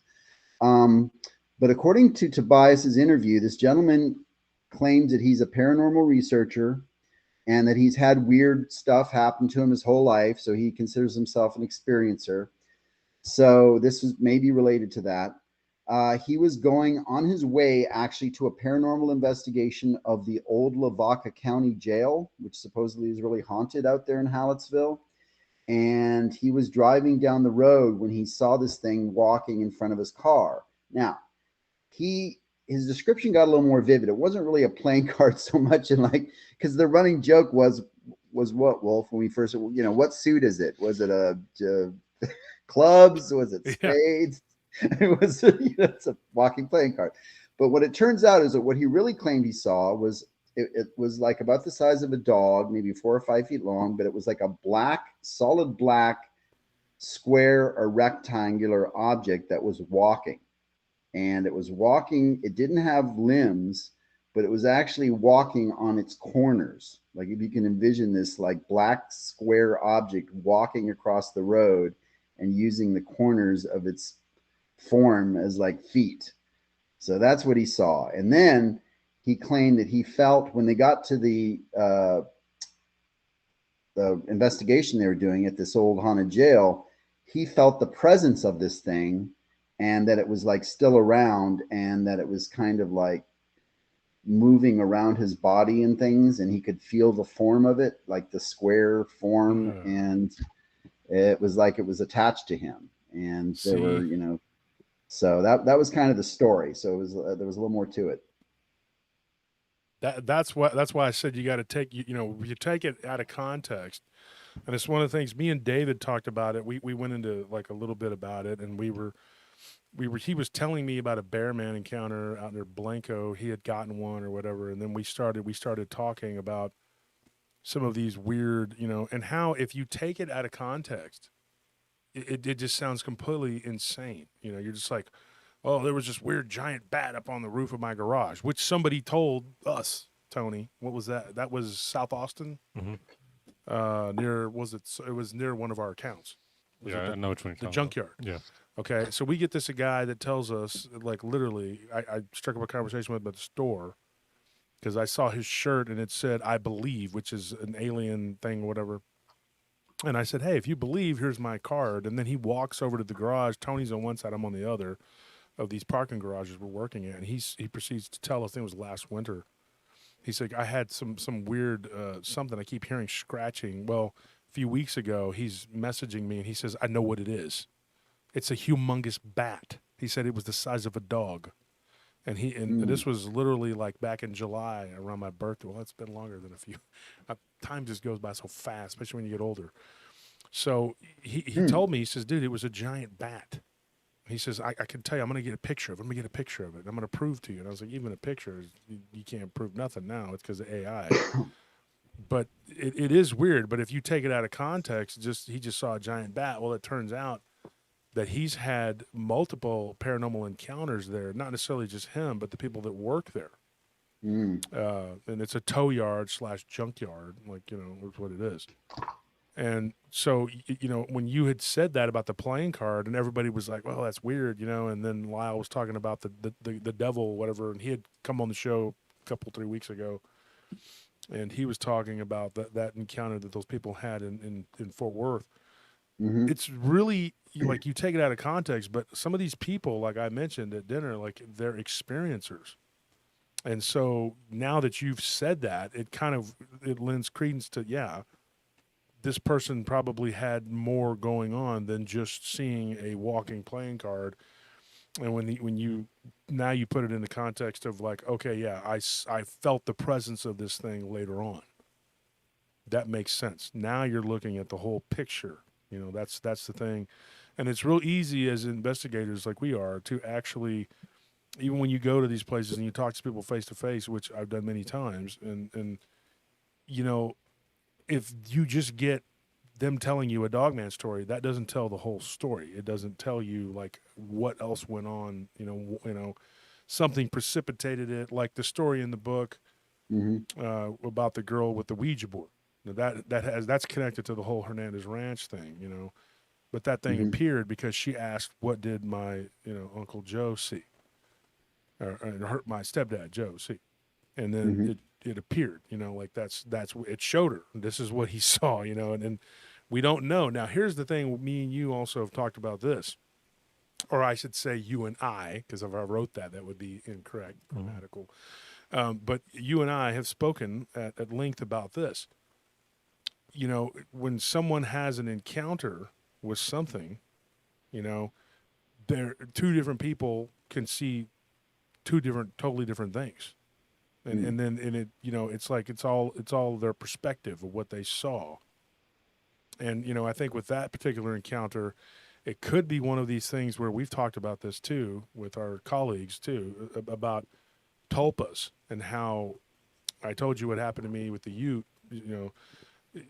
My friend who's a Ute, he told me that his grandfather, and he introduced me to his grandfather, and he talked about how there are creatures that can mimic the skinwalker and can mimic Bigfoot, and that what Angelica saw in the book could actually be something that was demonic, mimicking what Joe Hernandez had seen, and that's what's so weird is you don't know, the lines are blurred. So when you get these weird stories, you're like, maybe that's not really Bigfoot or Dogman or whatever. Maybe it's something that's playing the role of that. Right. But there whatever is this. Mm-hmm. Yeah. No, you make a great point. Sorry to talk over you there, but whatever these phenomenon is, and again, go back to what we were just talking about a while ago with Dogman, Mothman, Goatman, whatever these monsters are that people see. If it is a shape-shifting type of phenomenon, is it somehow, and this is just pure conjecture, but is it somehow using the fear of the person that's experiencing it to take a form that will invoke the greatest amount of fear? Does that make sense? Like if your worst fear is a giant spider, of course, we don't hear about a lot of I know you got a lot of spider stories, but there's no Spider-Man. I mean, there's a Spider-Man on. I see Spider-Man. Actually, but not. Is there a Spider-Man? I mean, wouldn't that be more common? One of our listeners, his name is Joe Kirk, and he's totally okay. And Joe, his son, actually helped us on an investigation of Dogman. But Joe has a story. I need to get him on because he has a story about a spider person. But yeah, okay, that's what I meant. Yeah, spider person. Okay, so. And here's an interesting thing too, and this just kind of occurs to me.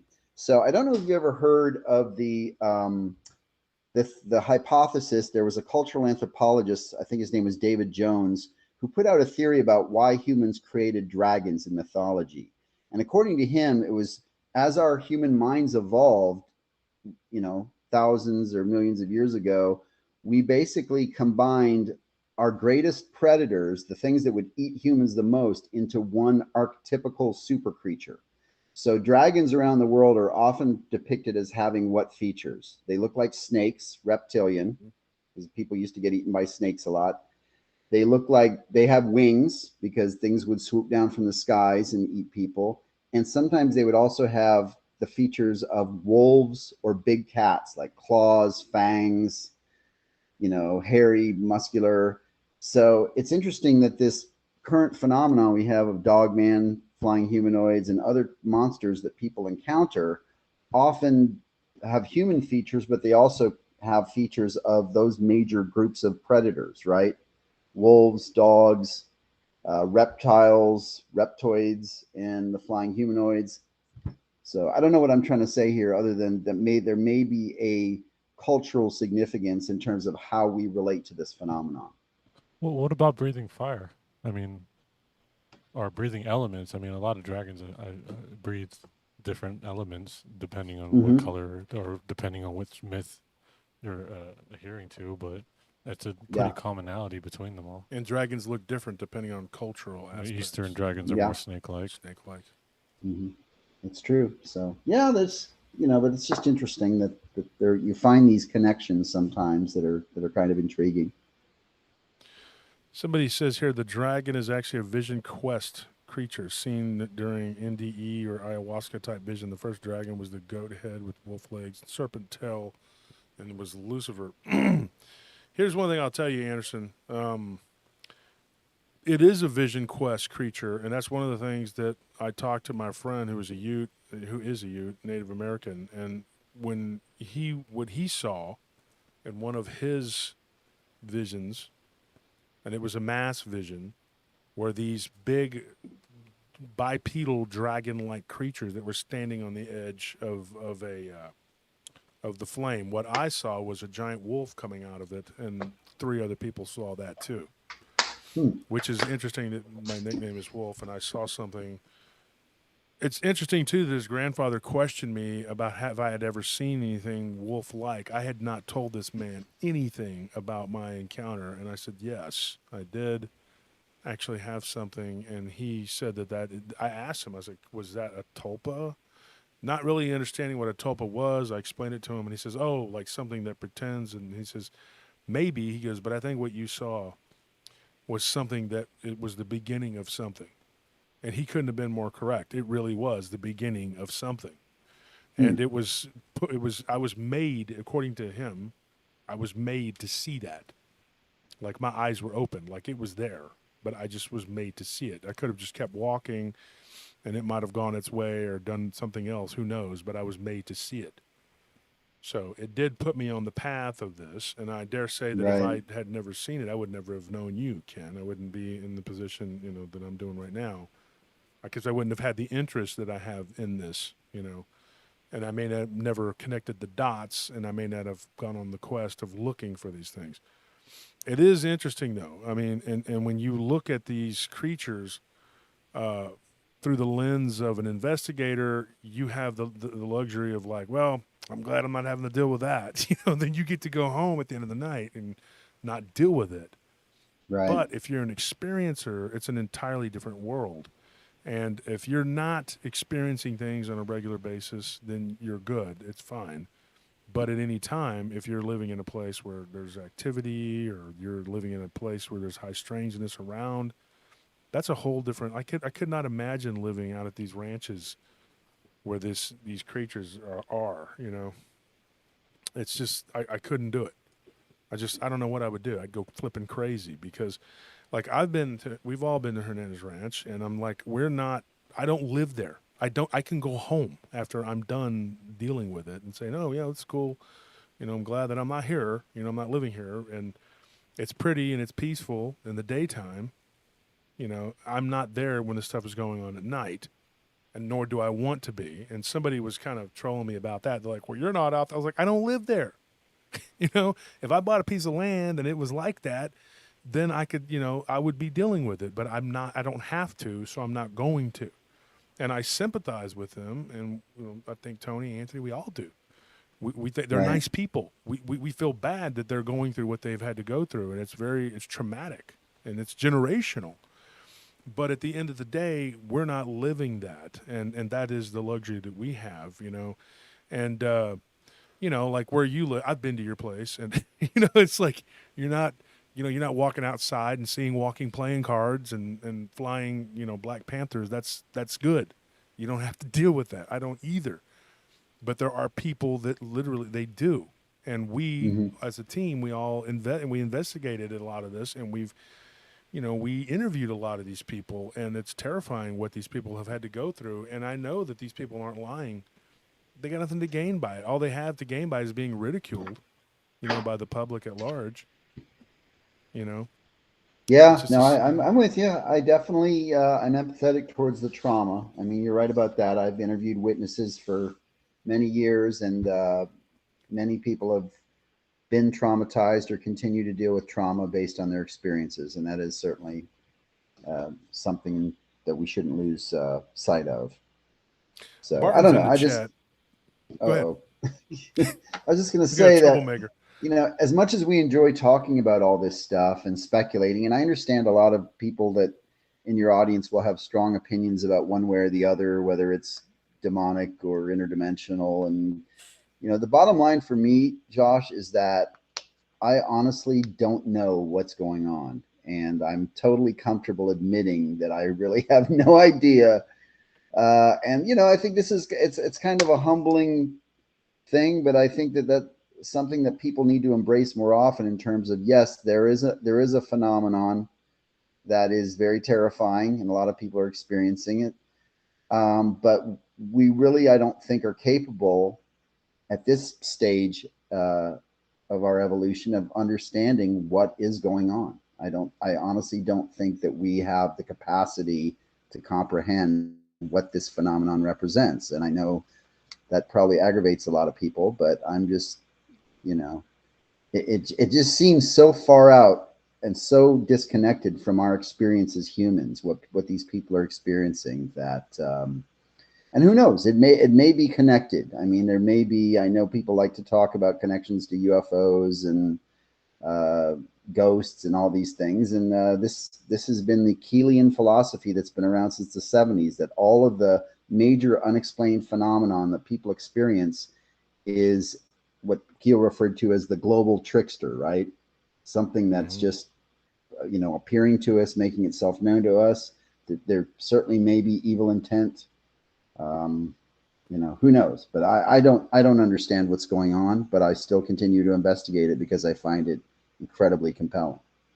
Well, I mean, I wouldn't trust anyone that says they know what's going on. I feel like that's like the very start to be able to say that you can research anything is that you have no real knowledge about it.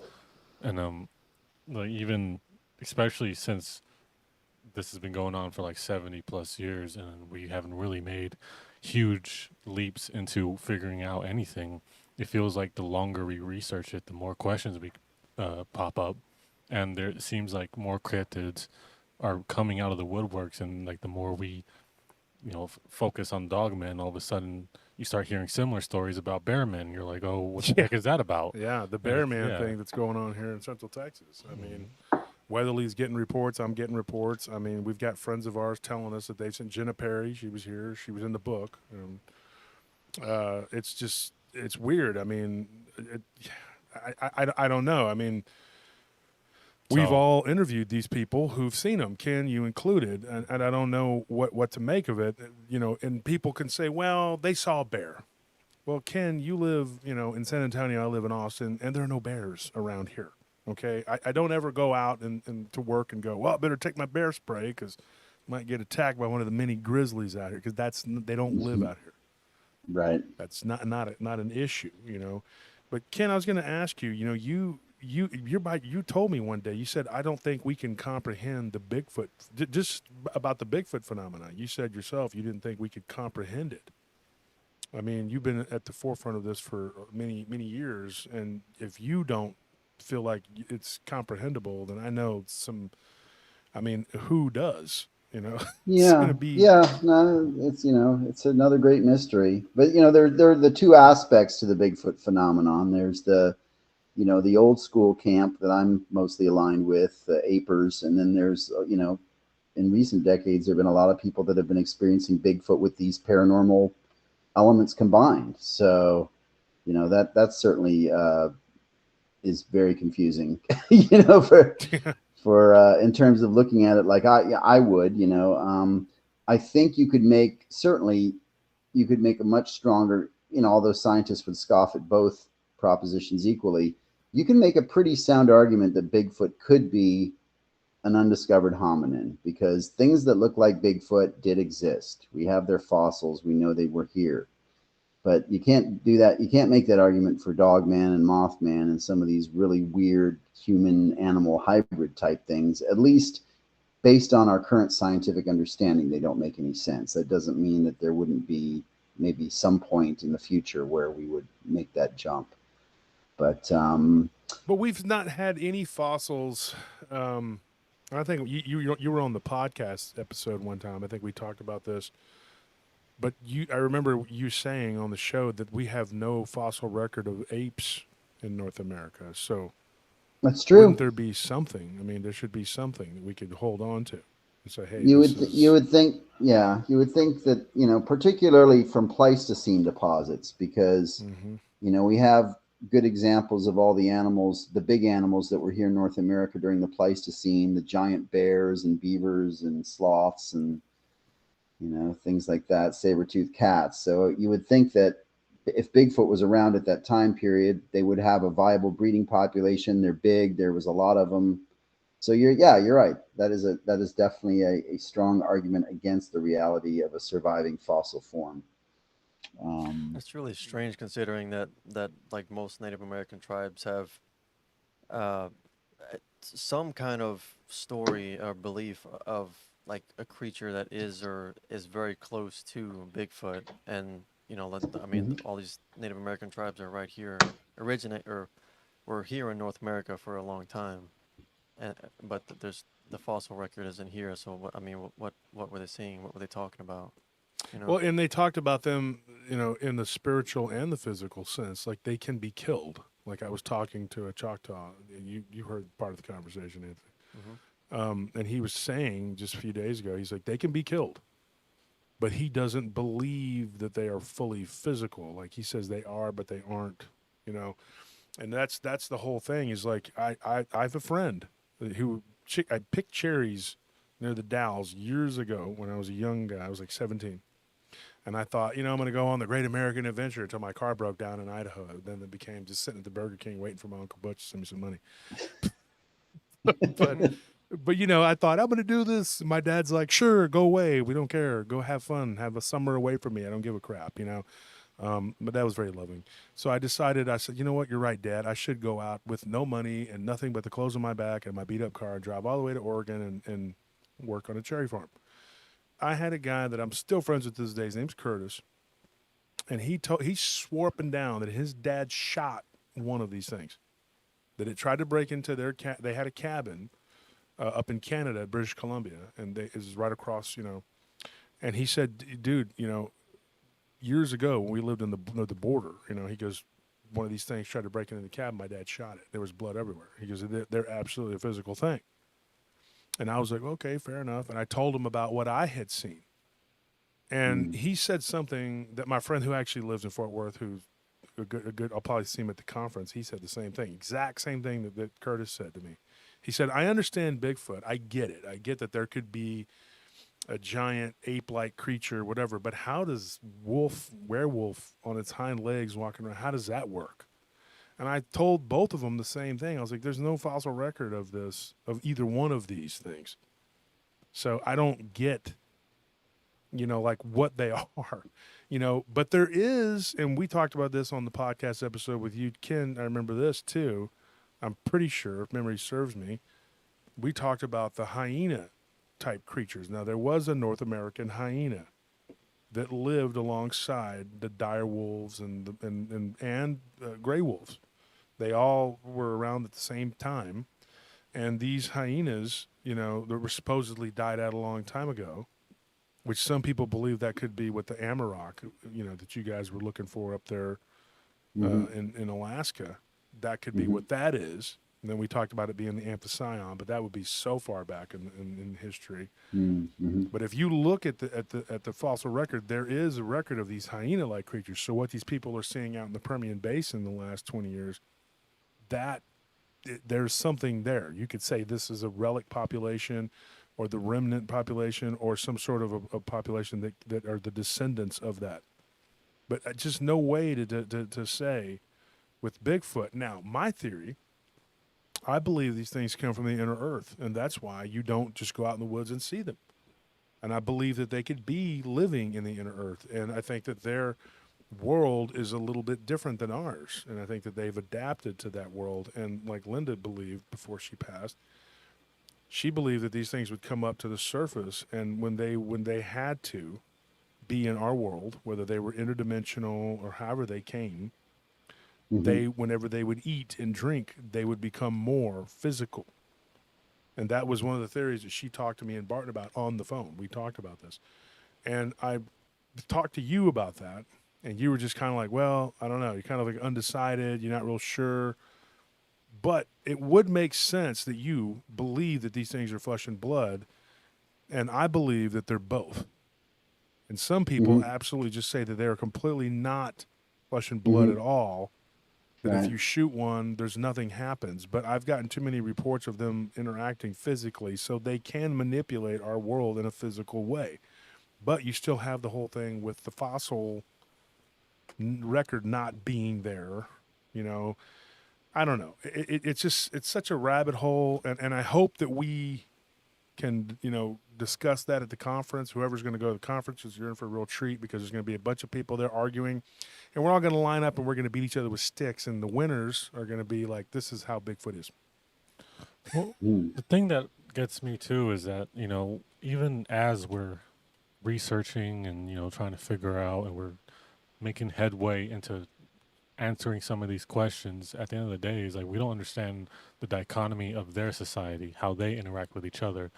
So like, everything that we might get might be behind whatever they're dealing with, and it might be that, you know, we haven't been seeing these dogmen because all of a sudden there was a big push and now they're allowed to go out, or like, it could be that like, we don't understand how their society works, because you would think, like we were saying earlier, that they were all connected and that they were all on one side and it's them versus us. But we get too many stories of them just having these huge fights with each other and having these brawls that they do, or like where there's very clear signs that they're not entirely like on the same side. That Are you talking about Dogman and Bigfoot? well, just any of these creatures. I mean, we Yeah, have yeah, the they actually are lizard man, territorial. Dogman.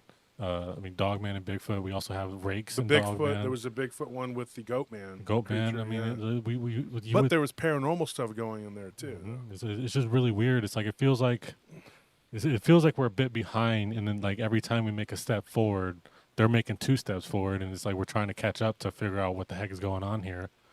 Well, to me, it's very simple. I blame Ken. Well, I also blame Ken. I mean, we all blame Ken. That's why we got him on here. I'd like to. Yeah, we need a scapegoat. I'd actually like to kind of make an argument based on something Tony was saying a few minutes ago. Because if I'm making the argument that I'm trying to delineate between Bigfoot and Dogman, that there is actually a flesh and blood Bigfoot and not a Dogman, he made the excellent point that so many Native American tribes have. Oh, sorry, was it Anthony or was it Tony? Yeah, it was One of Anthony. you guys. Okay, sorry, Anthony. You There was better a be while kidding. back. How dare Okay. you? One of the Onis.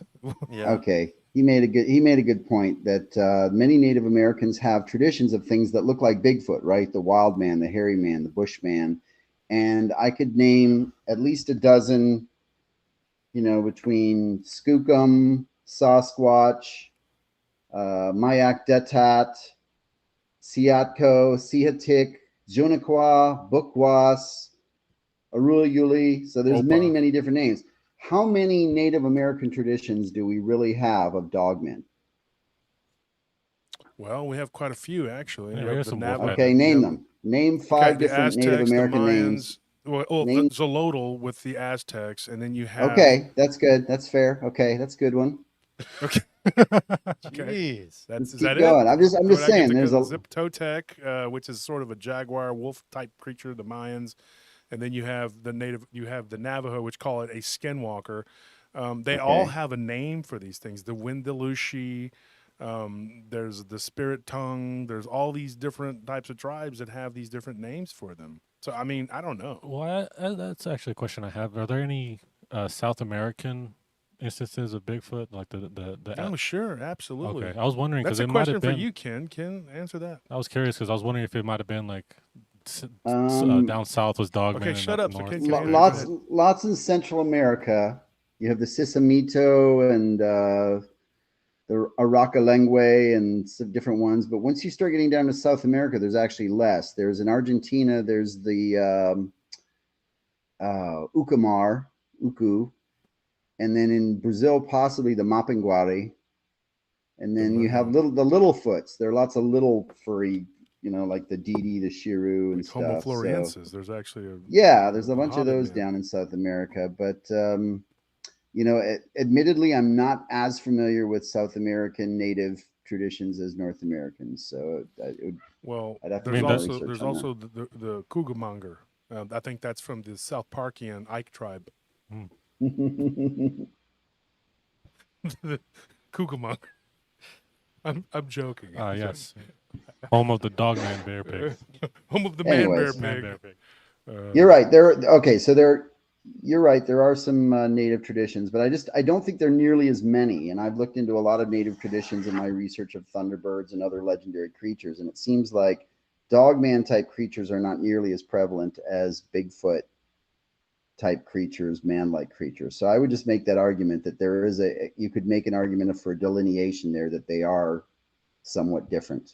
Well, I was Types gonna of say like cryptids. it might just be a North American, South American thing where they were territorial and like. Well, what about? Hold on now. What about the Romans?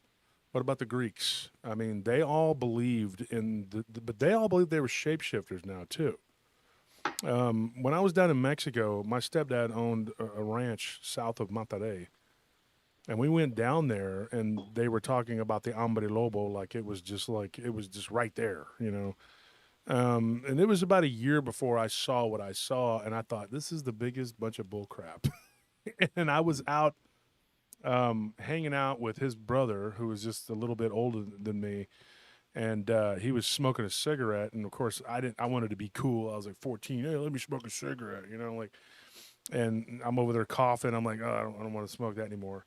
And then we hear this howl out in the distance, and they all kind of looked at each other, and they were like, "Oy, cucuy," and then they said, you know, "Hombre lobo," you know, like, and I thought, what is that? Like a wolf man? Like I didn't believe. I just thought it was stupid. I was like, this is dumb.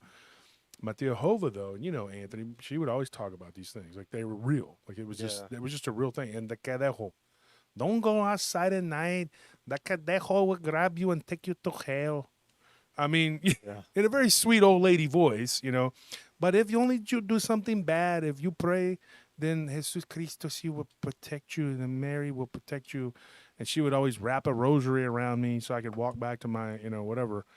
And I just thought, this is dumb. Like, I don't believe any of this until you see it when you're 15. But in Germany, and Phil Stern, he's right here. And I believe I've interviewed Phil Stern, and Ken, you've interviewed Phil Stern. Mm-hmm. He saw something that looked like a werewolf up in Norway, because Right. where he lives in Germany, the Dutch border's right there, then Norway's right above. What he encountered would be something like the Germans just believed in it, like it was just they always believed in it. I mean, like, you know, and then of course somebody just Corley Cantor just said the loup garou or rougarou, you know, the French, you know. And then of course you've written about it, and now I have too, but the Beast of Gévaudan, I'm wearing the shirt right now. What Mm-hmm. was that? We don't know.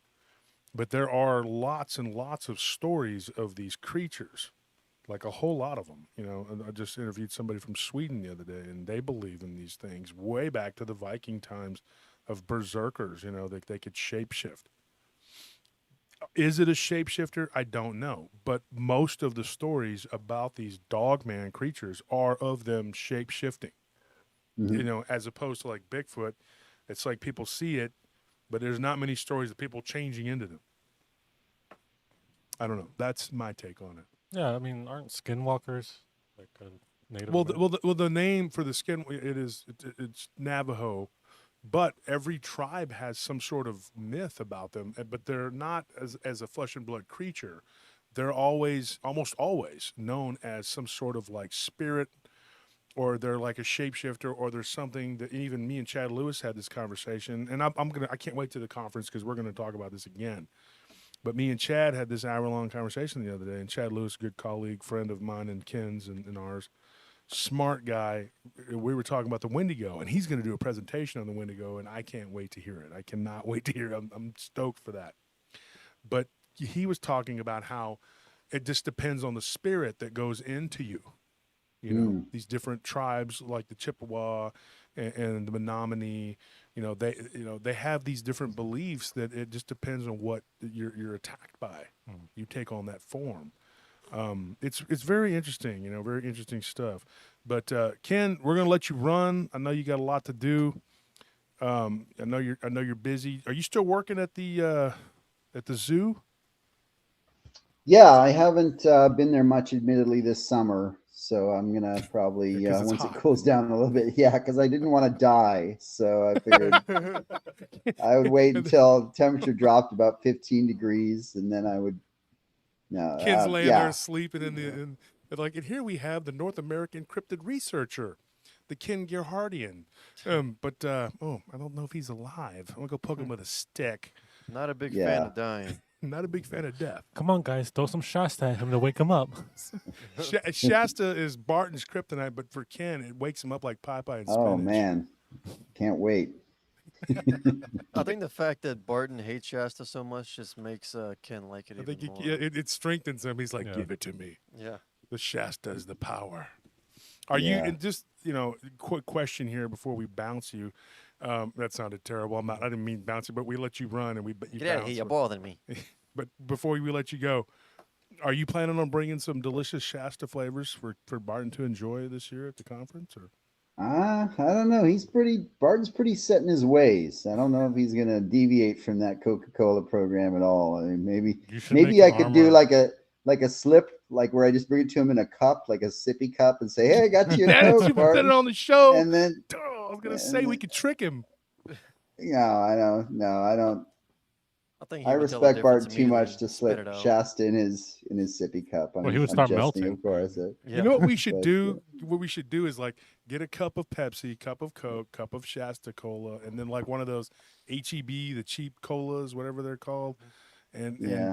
and see if he can tell the difference. And if he can't tell the difference, It's gonna be like the Colombian coffee crystals, and he's he's gonna gonna start fuming and flipping out and flipping over the Chris table. Farley Saturday Night Live He's skit. gonna pull out. He's gonna pull out Nightmare and just start swinging indiscriminately.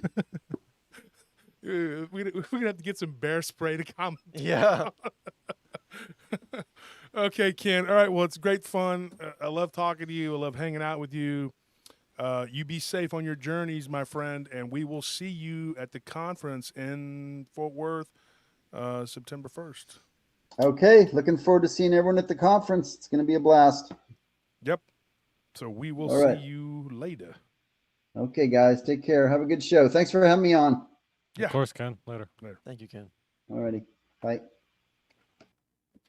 So, folks, that's Ken, good friend of mine, a good friend of ours, and a friend of the cryptid community in general. Like Barton, there's only one Coca-Cola. That's not even true. Barton, there's a million different types of Coca-Cola. You just have to broaden your horizons. There's only one Coke. Shasta is the drink of the working man. Barton, and Coca-Cola is a big corporate drink. So you should think of who you're giving your money to. Mm-hmm. Okay, Shasta is the drink of the blue collar working man. You're supporting a big corporation. You're not an American. Yeah, and I'm going to say that to you, Barton. You know what? You're not an American. Okay, you're supporting these corporate liars. That's what you're doing. You're not an American. Okay, Coca-Cola, Asia, Europe, not an American. Okay, that's all I got to say. You're fired. Barton will be there, folks. So will Ken, Gerhard. So will Lyle. Do we have the roster? Run it down for everybody, real quick here. Hang on, I gotta pull it up. But you know what we're gonna do at this conference? We are trying to get the streaming down so that we can stream it. But this stream has been apparently it's been just abysmal. I don't know what's going on. It Has some issues. looks fine on our end, but it's people are complaining. There you go, RC. We could use RC. We could use Coke. You know what? I'm gonna do that. I'm gonna buy some Coke, some Shasta, some RC, some of that cheap HEB kind. And then I'm going to get some Pepsi. And I'm going to see, Barton. We're going to see. I'll put $20 down. I bet you can't tell the difference. I bet you can't. Guess I bet so. you will not know. We're gonna have to unhook him from his Coke IV to figure it out. But All right, so I'm gonna read off of the poster that we have, and if I forget anyone, just let me know. You got some of the names are different now, though. So Ken Gerhard, Barton Nunley, David Weatherly, Ron Moorhead, Martin Groves, Ann Celine, Bettina Moss, Lance Hightower, Adam Davies, Christopher Garitano, Lyle Blackburn, Nick Redfern, Ron Murphy, Josh Nocchio, Daniel Jones, Tex Wesson, Sibylla Irwin, Chad Lewis, and who else? Because that's all. Joe Raymond Snyder. Joe Raymond Snyder. and Lance Hightower. But did he say? He said Lance. Yeah. Okay. So we really didn't lose anything. we lost Da Nick Valenti, and Kenny Irish canceled all his stuff for the whole year. And Dan. you know, pray for Kenny. He's real busy working a lot, dude. And I think Ryan Edwards is going to be there too. He's going to be on the panel. And I think Jason McLean's going to be there, and then the guys from Expanded Perspectives, Kyle and Cam, are going to be there. But Mike and Kurt. I think Kirk's going to be there from Abnormal Investigation. I don't think Mike is. I think Mike's got surgery or something. He was in the stream earlier. But there's going to be a lot of people there. It's going to be a huge event. A lot of people. I talked to Josh Cutchins the other day. I don't know if anybody knows. I'm sure you probably know. He's written an amazing book on Bigfoot. And we were going over him, you know, possibly coming to the conference, and he couldn't do it. He made other plans before I had asked him, but I was under the impression from Nonokio, from what lurks beneath, that he was going to make it. And then Merkel said he's got his project that he's dropping, so he's not going to be there this year. Yeah. Corley Cantor asked, "What's on the menu for the dinner for Friday?" Yeah, I'll talk about that in just a second. Also, Paul Sinclair is sending us a copy of Wolflands, or he might have already sent it to Christopher Jordan. If you don't know who Christopher Jordan is, he's been on my show. He's got a show called Curious Realm, and he is the best AV guy in the business. Did you say Daniel Jones too? I did. Daniel Jones, yeah, he's doing a UAP presentation, which is going to be cool. We are waiting to hear back from another person on a show who, if she can make it, she is a ghost investigator who goes and investigates places where serial killers. Yeah, you might remember we had her on for with the Fox Hollow Farms. Yeah, it was a really cool And episode. she did an investigation at John Wayne Gacy property too, but we haven't heard anything from that yet. So if she been comes, wanting that to would- come on, having her come on the show, Yeah. but I'd love to hear her talk about it live. Mm-hmm. And some of them EVPs will creep you out, dude. Oh, the Fox Hollow Farm one. Oh yeah, where it said the married one, and I was Yeah. like, dude, what? There was some weird, creepy stuff there, folks. Yeah, I know Shane. Invite Jody Cook, Josh Smoothwater. There's no waters that need to be smooth. Jody's. You know, there are certain people in this field who don't play well with others, and you have to keep them separated. And I didn't invite him because I had Nick and DA going, and so they're not going. But you know, there are still certain people who don't play well with others. Put it that way. And so it's nothing with me and Jody. Me and Jody personally don't have a problem. It's a problem he had with other people. And at the time, I defended them because I felt like they had their right to do what they did. I thought that was only correct, and I said what I said because everybody was attacking them. And I stepped up, and it wasn't an attack on Jody. It was more just defending Nick and DA and Keith and Eugene, Adam, what's his name, Jeremiah, all those guys. They have their own thing. Art, Byers, they're all good guys. And I think that I just said what I thought was right. Jody was upset with me, and it's, as far as I'm concerned, it's water under the bridge. I don't have a problem with that man. We haven't had a bad word between us since then. We just said, hey, whatever. I let bygones be bygones. He's still got his organization. I told him he would. It wasn't going to be the end of the NADP. But you have to let people go. If they don't want to be a part of what you're doing, then you let them go. As far as anybody who's dropped out, it was all basically money issues. It was literally all money issues. Kenny Irish's reasoning makes sense. It was 2 or 3 months ago. He gave us plenty of notice. He had to cancel all of his events because he's working 80 hours a week. Mm-hmm. I had invited Jason Bland. He couldn't do it because he has to work. He's in retail and he runs, forgot the name of it. It's a shoe company, whatever, but he runs a retail business. He couldn't go because of that. And then we had David Spinks, who couldn't make it because of money issues. It was going to cost him a lot of money, and so he couldn't do it. And then Nick Valenti, he's trying to work overtime, 20 hours of overtime a week, he said, something like that, because he's trying to buy a house in North Carolina. So he's moving from New Jersey. That's his reasoning, and that's a good reason. Yeah. D.A. Roberts had some issues with somebody in his family who lost their job, and he has to support them, and it's purely financial. It's understandable in this economy. It's understandable, and I understand anybody who can't make it. I get it. I get it. Not everybody's going to be able to make it. It's just the way it is, and it's just the economy. It's disheartening and it's upsetting. But I will say this, folks, and I'm gonna put my stamp on this one. I'm not doing it next year. I said that last year I wasn't going to do it again, and then I kind of got talked into it. It is a huge undertaking, and it is fun. It's a lot of fun once you get it all hammered out and you get it done. It was relief, But after it was over, I was just kind of like, like, okay. But I'm not doing it next year. I'm not, unless something magical happens, maybe the year after or maybe a couple years down the road, but I'm going to do it here. Yeah, we have a couple different ideas for projects, and we just don't think we have the time. We can't put the effort and time and energy and the money. The money is the main thing. I can't throw 30 grand up to do this. I just can't do it again. We could throw that money into other things. Yeah, we have projects we got to do, and things we got to take care of. But So- be excited, guys. I mean, like Wolf has talked with me and Anthony and pretty much everybody in the house extensively about a couple different things that we have planned, and I would be excited if I were you guys. Back up a little bit.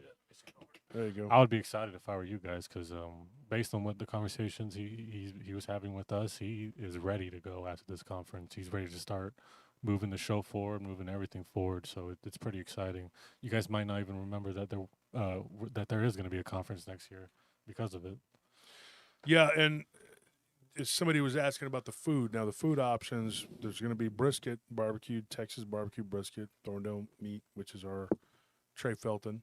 He's our guy. He's a Bigfoot guy. He loves the whole subject. You all right? Yeah, just hit my elbow. Yeah. But he's going to be doing the catering like last year. And it's going to be barbecue and brisket and sausage. And then we're going to have chicken breasts, grilled, smoked chicken breasts. So I can't really eat a lot of red meat. And neither can Ken. Ken has an issue, and Lyle doesn't really eat a lot of red meat. David Weatherly doesn't eat meat. And so, yeah, there's several people. So we chose certain options to accommodate people. No soy. JFA says no vegetarian. No vegetarian options there. I'm sorry. But we have grass on the outside. But we do have, we're going to have a lot of really good sides and things like that, and desserts and whatever. And, there'll be food there.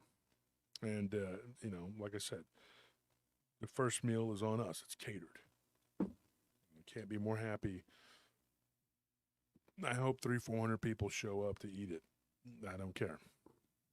Sorry for your loss, Joe Breezy. Yeah, I know. Breezy's going through a hard time. Show up at the conference, man. He said his wife is forcing him I to go. hope he shows up, because you'll have a good time, and you won't be disappointed. Last year, it was off the chain. It was great.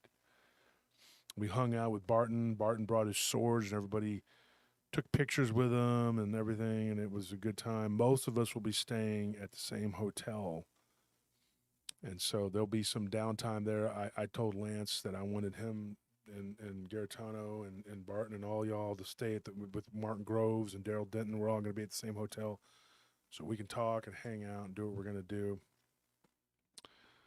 Ken and Lyle, I think I think Ken's staying with Lyle because Lyle lives up there, and Nick Redfern lives up there, and Weatherly's going to be at the same hotel we are. So it's going to be a blast. Bettina and Sabella will be there with us. Michelle Milner. Hey, stop. Nobody did any of that. It was nothing. We went nothing. Although I tell you this, the party we had up, not in Mineola, what's the other conference we were at? With Ken and Lyle and Barton. God, that was a fun after party with Daniel Jones was there, Sabilla. The heck was that at? What was that? That was the Texas Bigfoot conference. Yeah, Oh, yeah. my gosh, I can't. I'm sitting here just drawing a blank. Jefferson. Yeah. Jefferson. And Alec was there, and Starscream and everybody. We went to go eat. Yeah. Ken was showing us a bunch of closed Mexican restaurants. drove around in circles. It was like, no, that's you're thinking of San Antonio. Mm. That was San Antonio. I'm talking about the when me, you, and Alec we with the after party at Ken's Airbnb. Oh yeah, that was the Yeah, I remember now. that was fun, man. It was a nice, cool October evening. It was really cool. It was a beautiful night. It was really like a cozy little Airbnb Yeah, too. it was nice. It was a nice time, and got to hang out and talk to everybody, and you know, when you are able to watch these things happen, and then the collaborations take place, and you see everybody's minds working and coming together, it's a cool thing. And it's also cool because like a lot of them had their own perspectives, and like it wasn't like anybody was closed minded. Like they were more than willing to throw their perspective out, but listen to your perspective. And like a lot of people were like changing how they were thinking because just talking and stuff like that. It was really cool information exchange that they were just throwing ideas around. It was like I was just sitting back and listening at times. So yeah, definitely, you guys are not gonna want to miss out on it. I'm excited. It's gonna be a lot of work for me and Anthony, but Yeah, I think it's going to be a lot of work for me too this year. Oh, definitely. especially because I'm going to have to sign a bunch of books, but I'm more than happy to. have you worked on your signature? You got one down? Well, with broken fingers, you know, you kind of have to you do what you got to do. And I think Bass and Truth are going to be there. I hope from so. Impromptu. And I think that Vault's going to be there too, Hope so. because I know he's had some health problems, and I'm hoping that Dr. What's his name? Doug Highcheck's supposed to be there too, folks. I forgot about that. Doug Highcheck's going. I think Dr. Bertram's going to be there. I'm hoping that he shows up too. DA's not going to be there, but Doc and Robbie are going to be there from Deus Ex Machina. And let's see who else is supposed to be there. God, there's a bunch of people. I can't even think of them all. I'm texting Vault right now. Let's see. Charlie said the vault's doing better. Thank the Lord. Yeah, I talked to him the other day. He sounded like he was in better spirits. Charles Hamill's going to be there. Now, folks, you may not know who that is, but Charles Hamill had an experience with a 13-foot tall Bigfoot in I think he said it was 1974. In fact, I know it was 1974. And he's the one that introduced me to Jerry, who is the tracker, the Choctaw tracker. I had a great conversation with him the other day.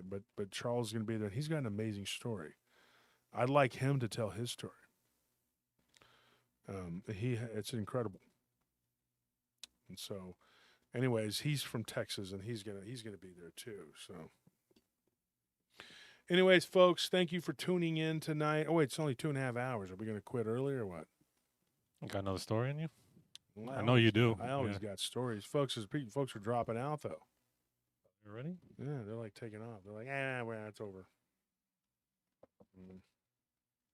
The numbers have been like jumping around all night. I don't know what's going on. I dude. can't really I don't tell. think that's reliable at all, because we No. always do over 500, and they just been jumping up and down like. I mean, it's wrong even as sitting there.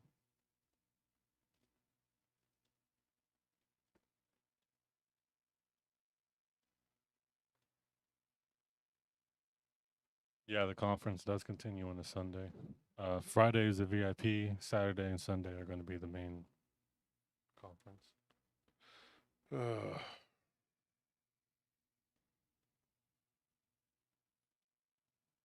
And then Monday is the water park day.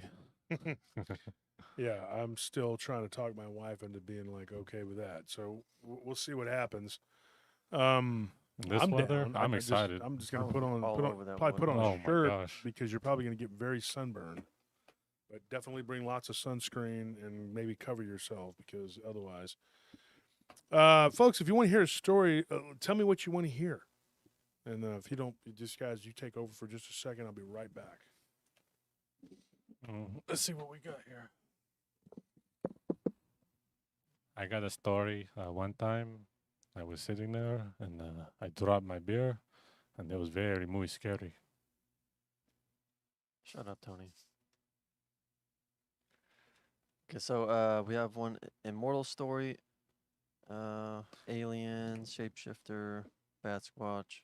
Hang on, you know what? Let me make a poll in the. I'm gonna try and make a poll in the live chat based on what y'all are commenting here. Hang on. Remember, try. That's the main thing. So I'm seeing a lot of immortals, so definitely put that in the poll.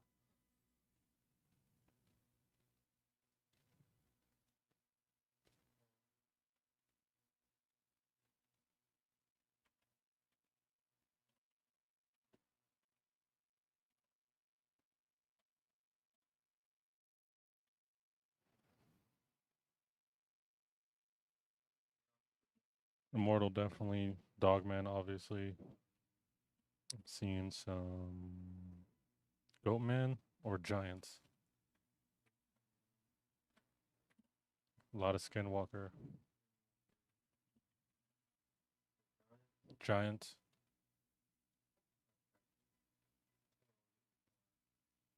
Okay, so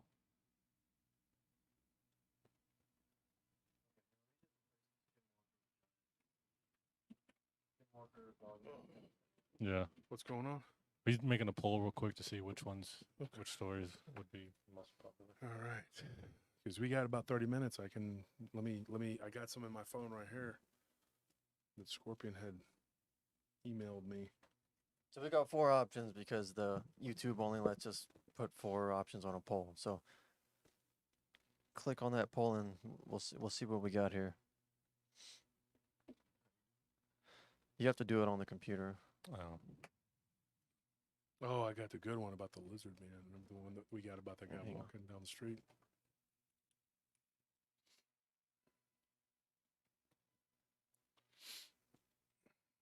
Hang on, folks. you know, we should have let you give the options and then put it on the poll instead of, because we don't even know if he has stories about these. I'm sure he does, but Yeah. I don't know if he has them ready yet. We told the one about the ghost wrapped in the chains. I Mhm. mean, On the there's show. a few of them. Yeah. I mean, but that one that was really That- creepy. That was creepy. Yeah. And then the distorted time. Oh wait, those are coming up on Tuesday. My bad. So we got 82 votes, and between the 4 options, immortals do you have an immortal story though? Actually, yeah.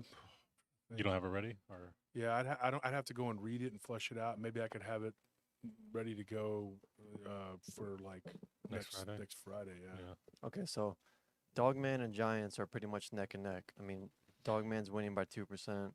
Well, let me put my phone down. Giants is easy. Dogman is easy because I got a ton of those. The only problem is sometimes I get them like. Tony saw that the other day. Like, you know, I was sitting there going over a story. Let me put the camera so I can see myself here. Okay, so the other day, I'll let you on something behind the scenes here. Okay, we were going over the emails, and I started going over a story, and Tony's like, "Wait a minute, that's like 2 different stories," and I was like, "Okay," and then I even had the cities and the names of the people completely backwards. So it's not perfection, folks. You have to like, you know. I have a pretty good memory, but I have to also, you know, Go over it. go yeah. over it. Yeah. Yeah. And as soon as I get in there with these, I have to move them over to the file, and then, you know, sometimes you just don't. And so I got chastised the other day because somebody had said, "Hey, I gave you permission to use my name," which I told this woman. I said, "Look, I say woman like she's not. I mean like a lady, you know, whatever, ma'am, you know." And I said, "Ma'am, it's nothing against you. I just don't. I don't want to. I don't like giving out people's information because if something were to happen, I don't want to be held liable. Now I understand a lot about legalities because I run a security company, and we've had issues. We've been sued. Our company has. We've had a couple lawsuits because of the things that guards have done. Nothing serious and nothing that we didn't take care of or we couldn't take care of. But I know how it works. And some of these people that do podcasting and do whatever, they're, you know, to these books, you know, people had to sign waivers and things like that. So stories, it's easier for me so that I don't have somebody, if I give a name, it's easier for me to just not, and I don't have to do that with everybody. but it's better for me and safer for us if we just don't. We just don't. I mean, because it's just, and then locations, yeah, it gives more credibility to the story, but it also puts me at risk if somebody were to go. And please don't go try to visit these places because this has already happened to us about half a dozen times. And one in particular, and Tony and Anthony can attest to this, we have a friend who has, I've talked about this, I think, on the show. He has a security company, and he was like, hey, one of your fans came up here to my job site messing around. And luckily, I've known this guy for years. We used to work at the same company together. And so I told him that company's now changed the name, but we worked together, and I apologize. He owns his own company now, and I apologize. I've known him for years. He's a colleague, and I said, I am sorry. I did not mean for these people to go And bother you. cryptid and / ghost hunting on your property, and I will make sure that stops. And so he did have the name of the person, and the person was polite. They were actually visiting from Abilene, Texas, and I reached out to them and I said, hey, I'm so glad that you enjoy the show, but you kind of got me in trouble, because you went somewhere that it was a place that they figured out where I worked, and they went there, and there's security there, and they were not pleased, and these people just trespassed, and they could have been put in jail because they did kind of just jimmy a fence to get in, and it was Well, it here's was- also like the thing. I'm sorry, a door. The thing is also is like it's not just you're being a bother or you're affecting people's livelihoods, but it's also that this is Texas.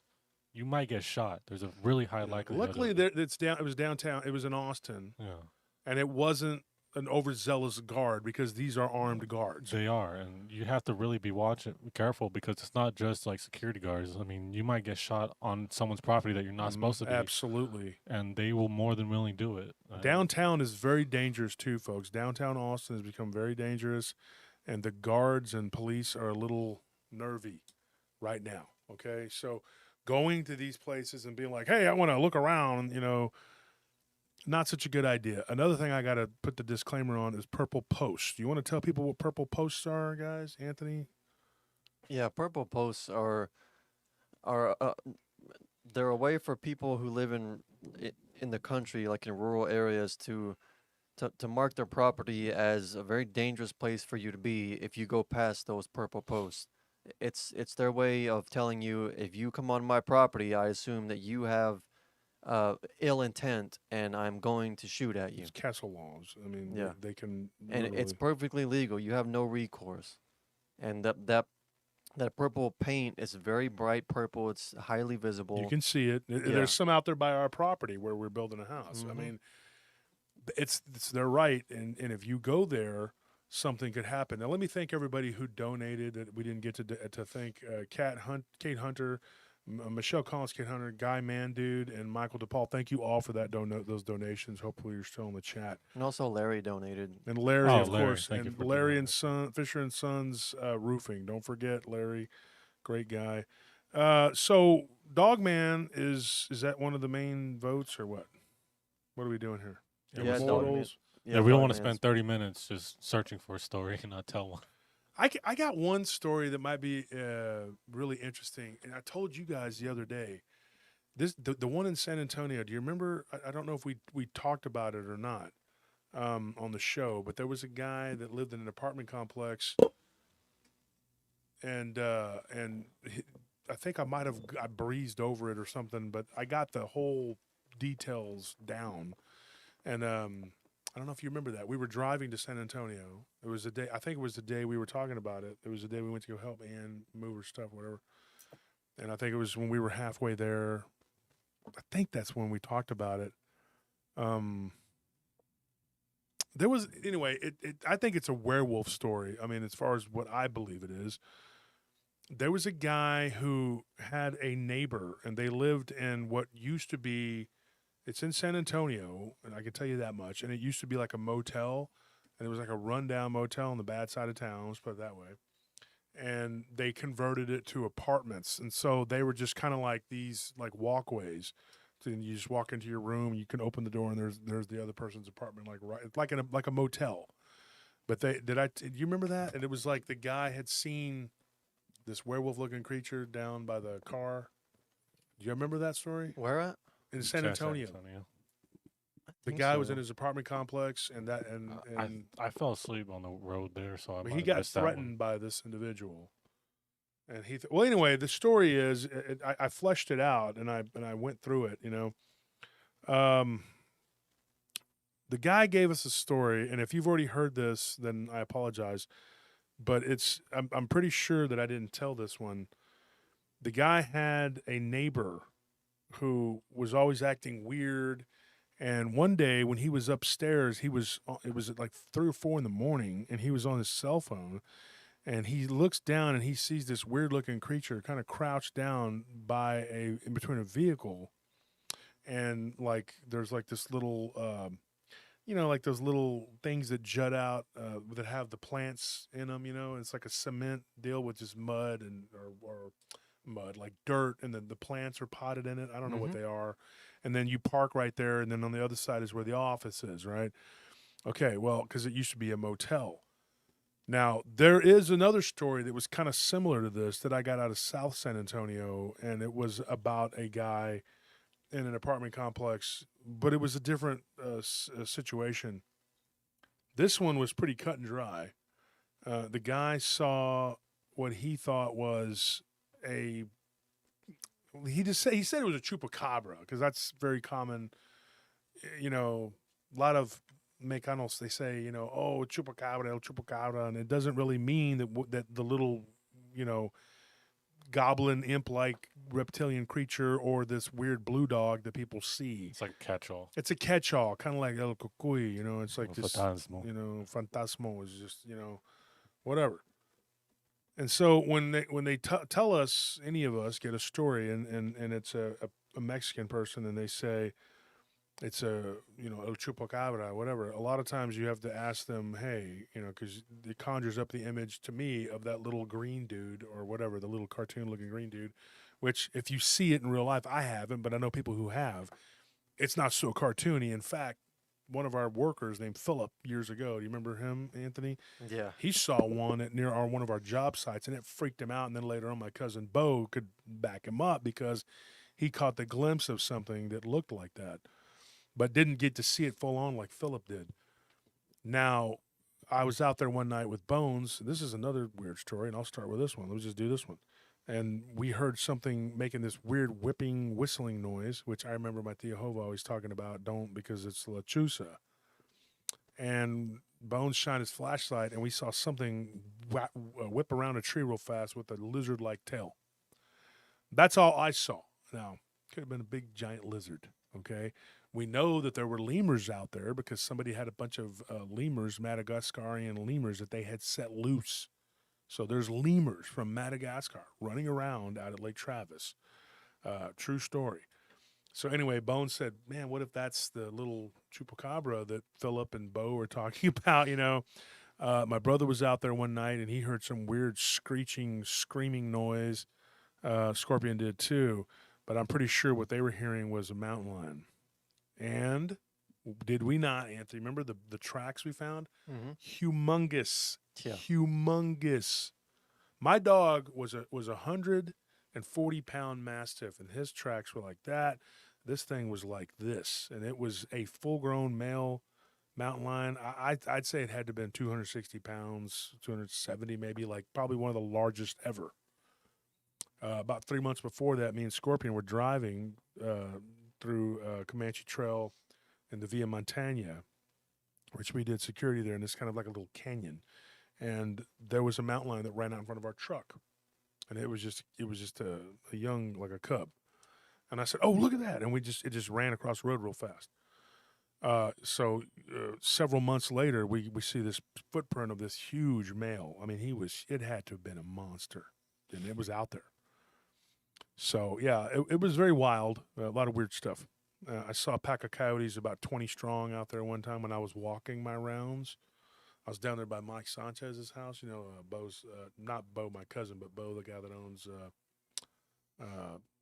Oasis. Oasis. He owns the Oasis. The Oasis restaurant's like a landmark here in Austin, out by the lake, and it's a really beautiful place.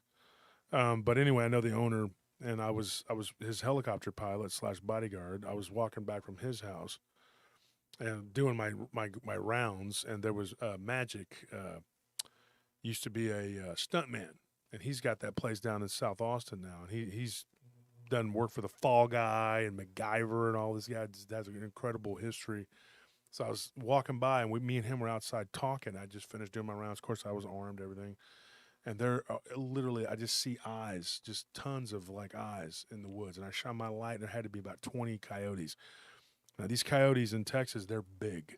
They're not little Rudy Poot Californian coyotes, little, hey, I drink,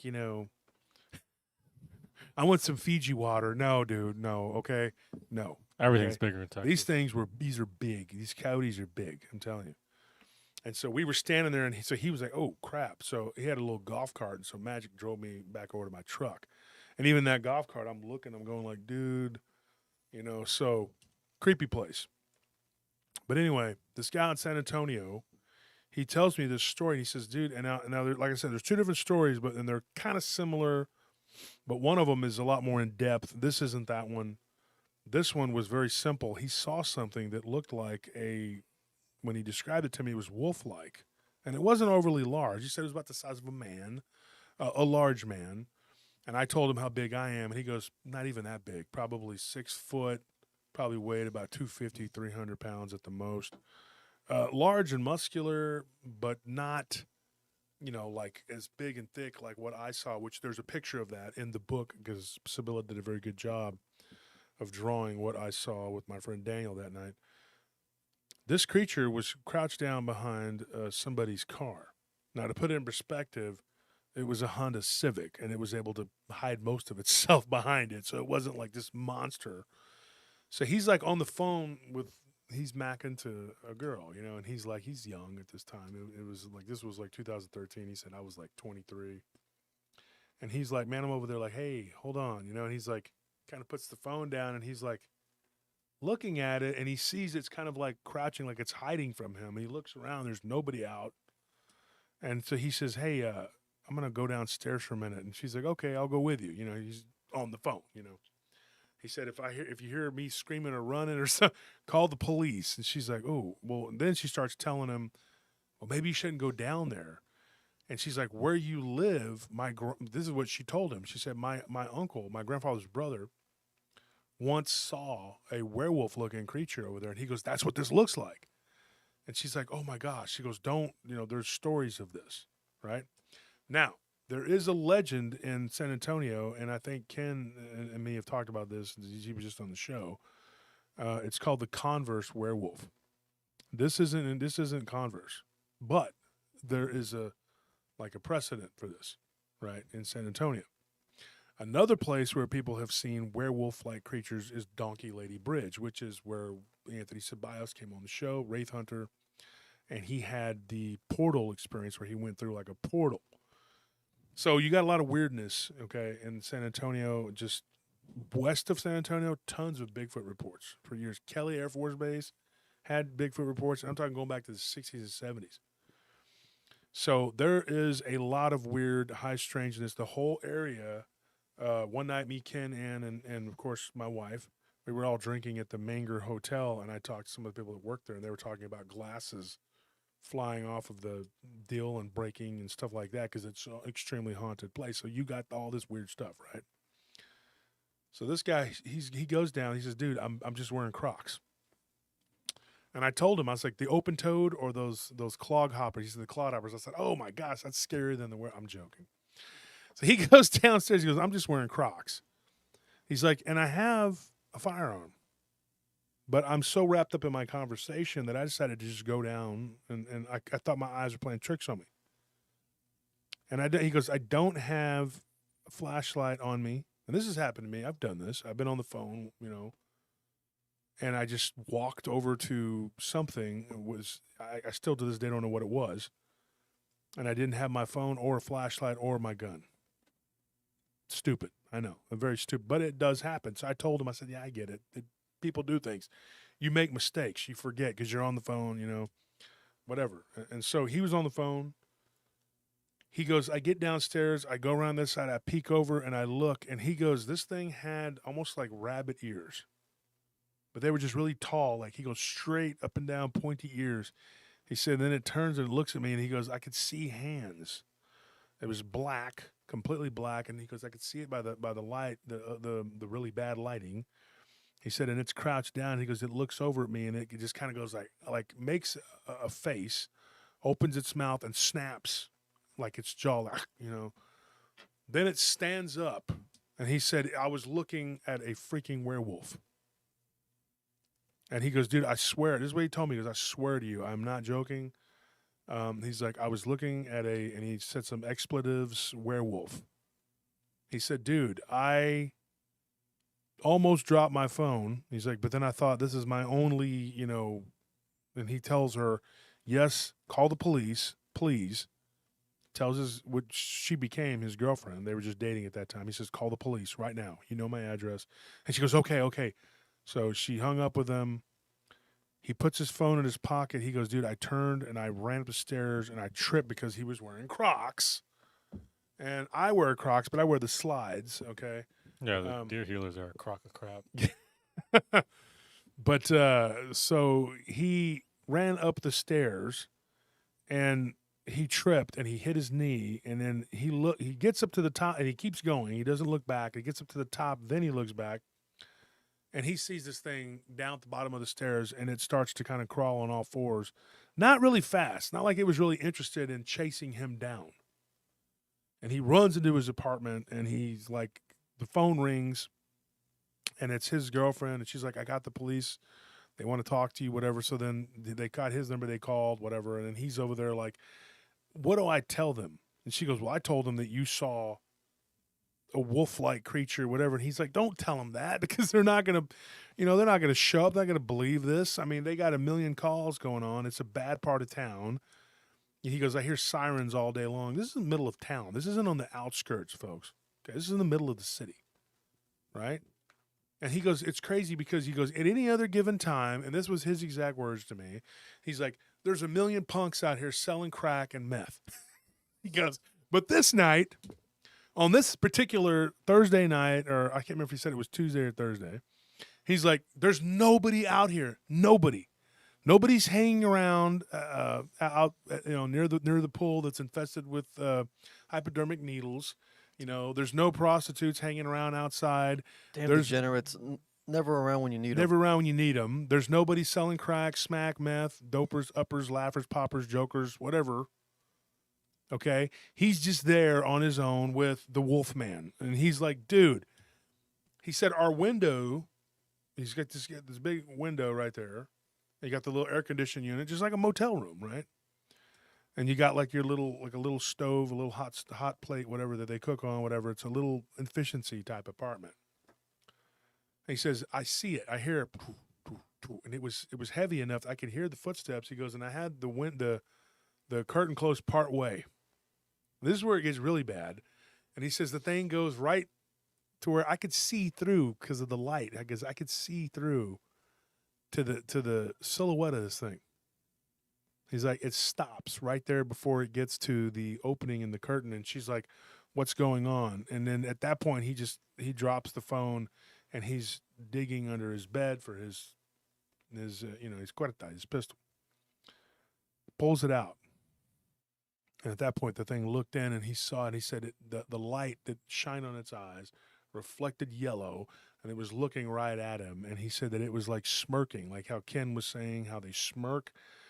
It was smirking at him, like, yeah, like smiling. And then it just kind of went like this, kind of tapped the glass a little bit, like, you know, like, I know you're in there. Then he brandished his weapon, and then it just kind of lifted up its head and backed away. A few days go by. He said, dude, I went and stayed at my girlfriend's apartment. He's like, dude, I was there for about 4 days. I finally go back. He walks from the car to go upstairs, and he says, dude, I could feel the energy. It's like an electricity. It was like Charles Hamill was telling me when the Bigfoot was right there next to him. He said he felt like electricity was jumping off of it onto him, like static electricity. He goes, I could feel it in the air. He goes, I go over there and I get a bunch of stuff and I put it in the basket. I'm getting ready to go downstairs and tell them I don't care. I'm moving out. If you want to evict me, I'm not paying rent. I'm leaving. I'm done. I'm good. Whatever. So he's getting his stuff together. His girlfriend's downstairs. He looks downstairs and she's talking to this guy that he's seen before, who he recognized as he called him, a wino bum, whatever, a homeless man. He was always wearing like a green army jacket. And he's like talking and he looks up and she points up to the room and he said, immediately my heart sank. I thought there's something not right. And he was like, I don't want to repeat what he said, but he said something about his girlfriend, because he goes, at that moment I was really mad at her. Okay. And at that moment I was like, oh, you stupid person. Why The are witch you? without the. I don't want to say, but I want to say what he said. It's not nice. Okay.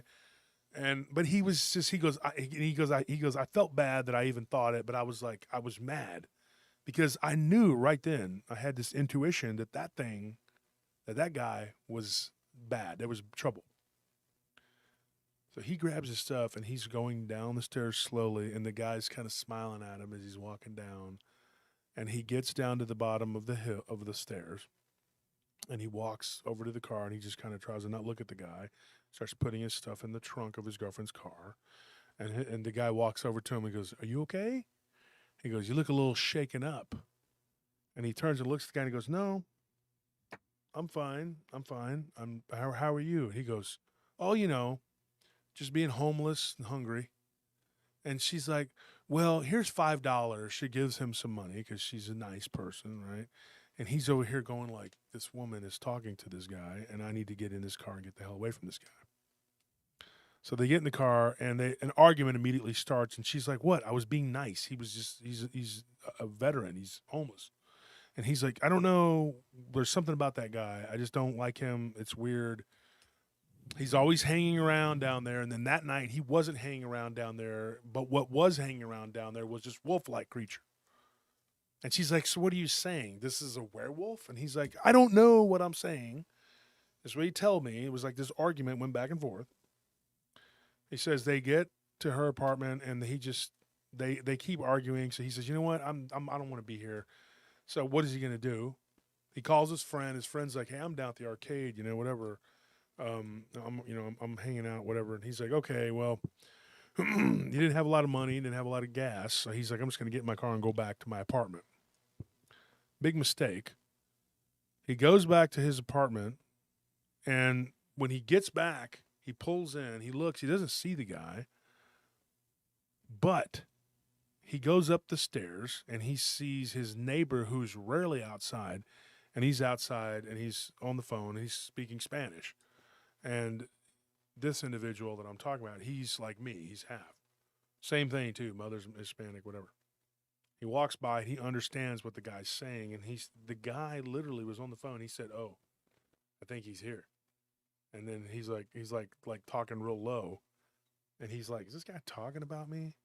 And he looks down, and right there by the pool is the guy with the jacket. He's standing there like this with his arms crossed, and he's looking up at him like. And then the guy hangs up the phone and puts the phone down and turns and looks at him. His neighbor, right? And his neighbor is not the one that lives right next door to him, but the next door down. And he's like he's nervous at this point. He turns and he's trying to put the key in the door. And the guy's like, in perfect English, after he had just spoke perfect Spanish, he said, are you okay? And he said, yeah, why wouldn't I be? And he goes, oh, I don't know. People sometimes they get nervous and they see things and they think they saw something that they really didn't see. And he's like, I'm just concerned for you. And he's like, you're concerned for me? Like, we never talk. Who are you? That's what he's thinking. And the guy was like, I don't know. It just seems like you're on edge. He's like, maybe I should come inside and talk to you. And he's like, no, I don't think that's a good idea. And he goes, why? Do I not, trust me? He goes, I don't know you. And he goes, well, maybe we should get to know each other. He's like, after all, you've already met my friend. And he looks down, and there's the guy sitting there looking up at him, smiling at him. And he said that he recognized that smirk on that beast. And he says, I turned, I looked at the guy, and he says, no, I'm good. He said, dude, I couldn't even, speak. I couldn't say anything. Words weren't coming out of my mouth. when he said, I looked down at this guy and I looked at this dude and I knew they were in this together. And he's like, oh, okay, well, I didn't know y'all were friends or whatever. And he's like, yeah, we're friends. You could say that. And he's like, there's a lot of us, just so you know. And he's like, okay. And he's like, yeah, well, we're going to keep an eye on you just to make sure you're okay. And he's like, okay, well, I really don't need you to. He's like, no. We'll do it as a courtesy. And he walks back into his apartment. He closes the door. And he looks down, and that guy's gone. And he goes into his apartment. He goes, dude, my hands were shaking. And I'm going like, what in the hell? What in the hell is going on? He knew his neighbor was weird because he'd seen him coming in at weird times or whatever. And, but pretty crazy story. And like I said, that's to me a werewolf story because he did describe the creature as having the backward bent legs. It was all black. But like I said, it was only about 6 foot tall, maybe a little taller. He said it could have been. And that to me is terrifying because his neighbors, I mean, you know, are they werewolves?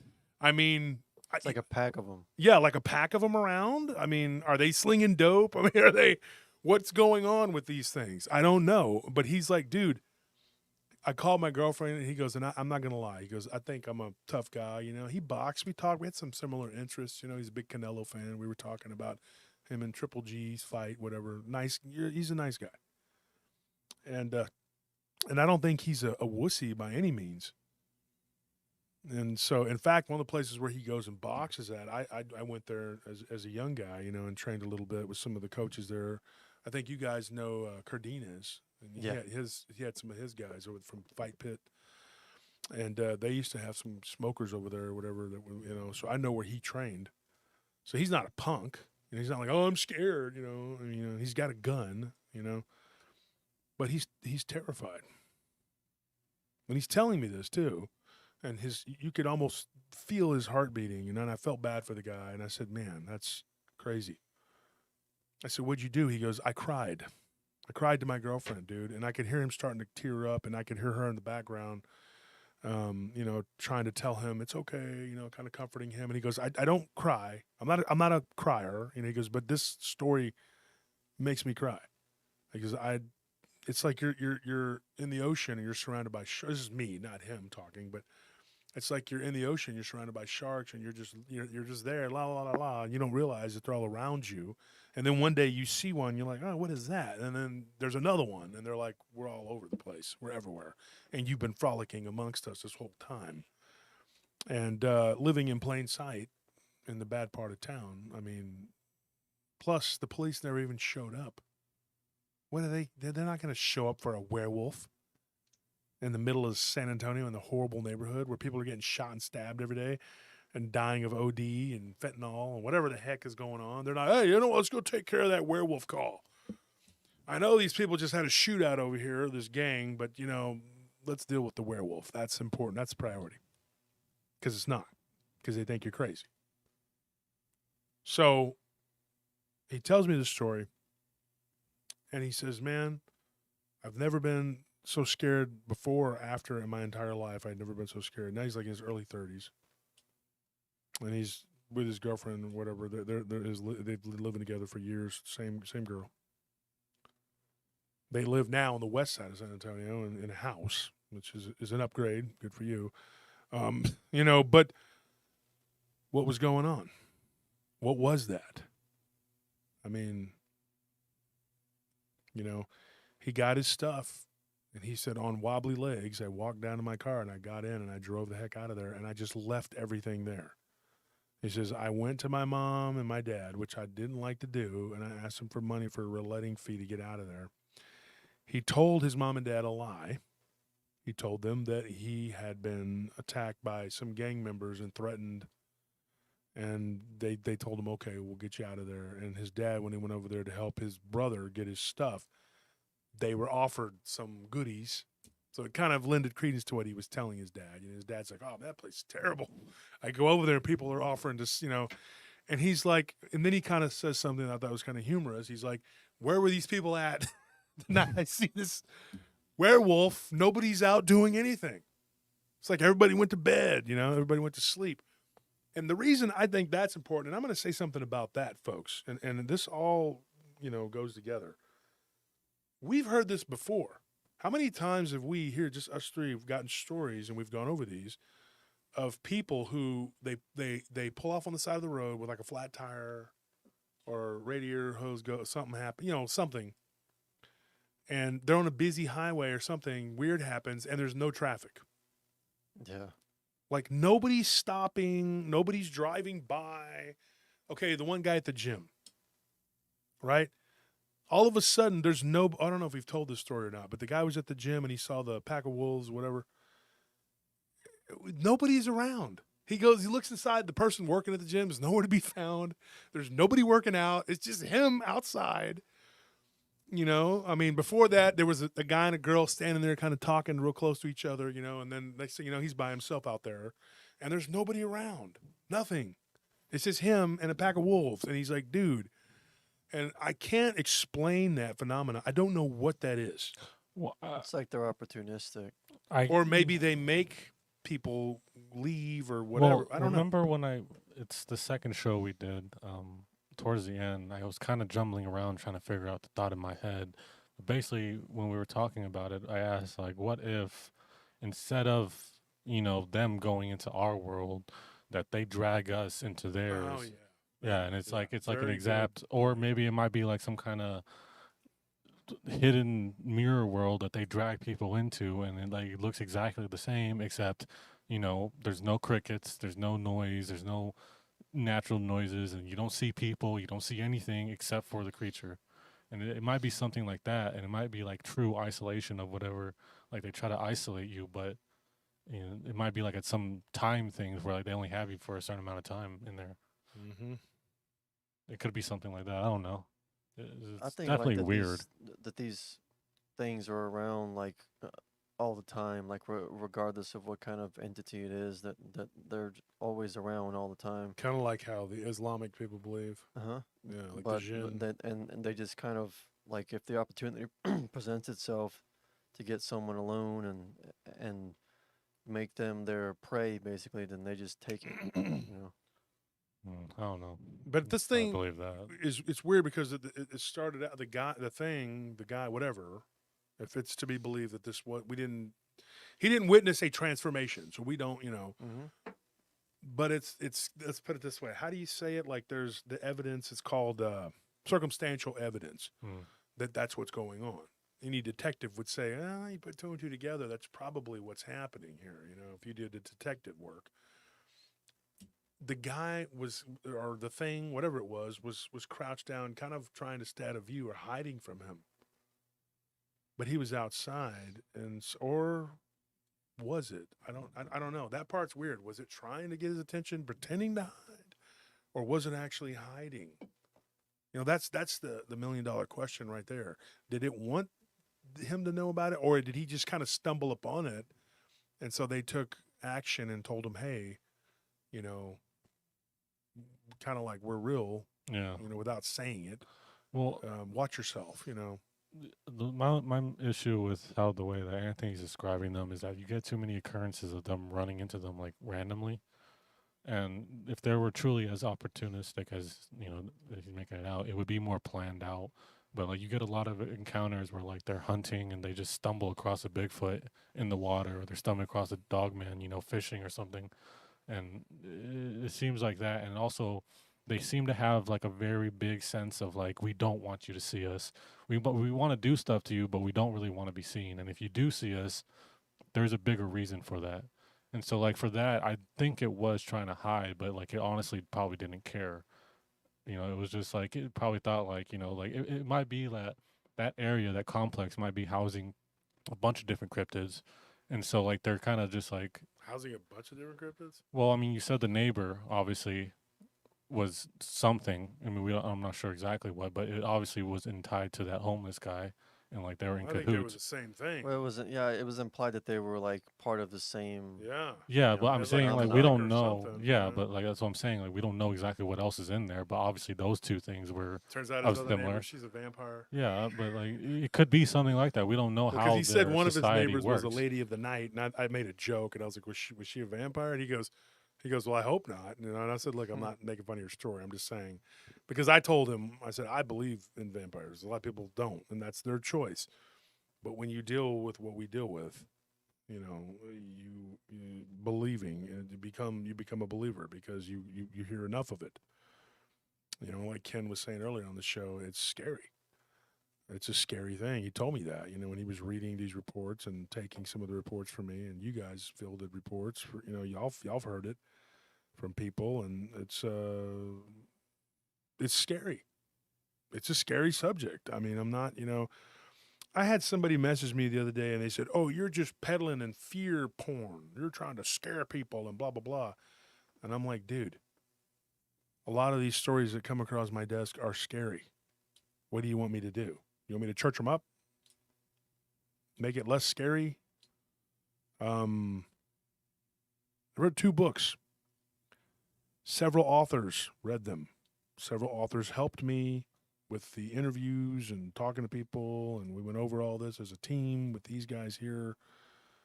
These are all real people. This isn't make-believe, okay? So there's a habit in this field of taking something and think, oh, it's too unbelievable. I'm just going to throw that out because it doesn't fit, you know, the narrative. That's a shame. And that to me needs to stop because that's not how this works. If you're going to eat, you need to eat everything on your plate. That's what I was taught as a kid. Is why I'm so big. I'm just kidding. But seriously, it is a scary subject. There are all these people out there who don't like me, and they don't like what I do. They don't like what I say. Whether it's boots on the ground one week, or whether the next week they're hooping and hollering that I'm not an investigative journalist, or I'm not a good author, or I'm not this, I'm not that. I don't care nothing about your hooey. All I know is what people tell me and what we get in reports and what, you know, we fielded, and we've had people on the show tell their encounters. That's all we can go by. Okay? Doesn't matter what you believe reality to be. Reality is whatever that person is going through, that's their reality. Okay? And so many people, that's a good point. Magman says it's all about frequency. They could set a certain frequency where those around are affected, therefore no one else was around because their frequency was saying, yeah, monsters are real. They live inside us, and sometimes they win. Well, it's true, too. Anyways, point being, you know, I believe that these things are real. With the risk of sounding like a kook, which I've been accused of, and been cuckoo and whatever, putting myself out here every week telling you what I believe. And if you don't want to believe it, don't believe it. You know, it is what it is. I have lots of people who can attest that we've interviewed the same people on the same stories. And some of these stories I know have been heard before, and they've been told on different channels, and I don't have an exclusive hold on these stories. You know, I've been listening to other shows before and heard, oh, well, it's the same story, you know. It happens. It is what it is. I mean, Barton was telling me one day somebody was telling a story straight out of one of his books. He was like, wow. They get passed around, but there's truth to them, especially when you talk to this person and they tell you this is what happened. And I don't know what to say, you know. And that it's even weirder when that's not even the only story I've gotten out of an apartment complex in San Antonio. So it's possible it's not the exact same by any stretch, but it's similar. But, you know, somebody had something happen. If you think about it, you know, a rundown apartment complex, and I've worked in them, beings that are reptilian, you know, or shapeshifters, werewolves, whatever, that would be a good cover. Because you're not going to be like, wow, this person's up at night all the time. Well, that's everybody there is up at night all the time, doing things you're not supposed to be doing. So it's not gonna raise, you're not gonna raise your eyebrows at somebody coming in at 3 or 4 in the morning, going in and out and acting weird. It just, what the heck? That was weird. The thing just moved by itself. It was weird. But yeah. So, anyways, folks, that's all the time we have for tonight. Thank you for tuning in. Thank you to everybody who donated. That's going to be a big help for the conference. Thank you, Michael Spraw. Once again, Mike Spraw is a great guy. He gave tickets last time. If anybody wants to come to the conference, somebody donated 2 regular tickets. What are they called? Not the VIP, whatever, the general admission tickets, whatever. So just show up on Saturday. Thank you to everybody who donated, like I said. Thank you to everybody who's listening. And good night.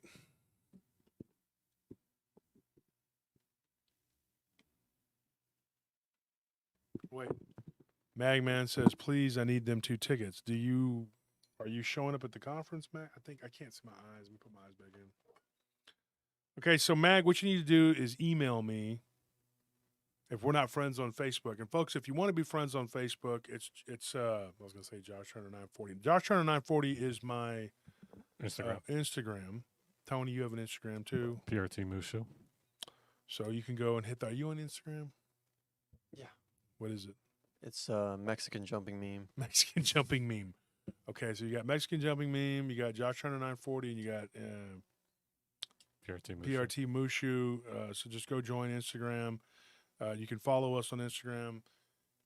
If you want to be friends on Facebook, I have 2 different profiles. One of them is me standing with wallpaper behind me that's bananas. I don't use that profile. That's a backup. That's for when I get in trouble with the Facebook bosses, whatever. The other one is my profile that I use regularly. So hit me up on there and we can become friends. But let me know that you are a listener of the show. I know Madman's not going to be your name. It says Magman. But I know Magman's not your real name. What mom's going to name her kid that? But yeah, hit me up through Facebook Messenger. And been having some problems with my email. So I don't know what happened. But somebody might have messed with it or something. But anyway, I've had to change my password over and over again. Do me a favor. Just hit me up through email and Messenger so we can make this happen. Thank you, and good night.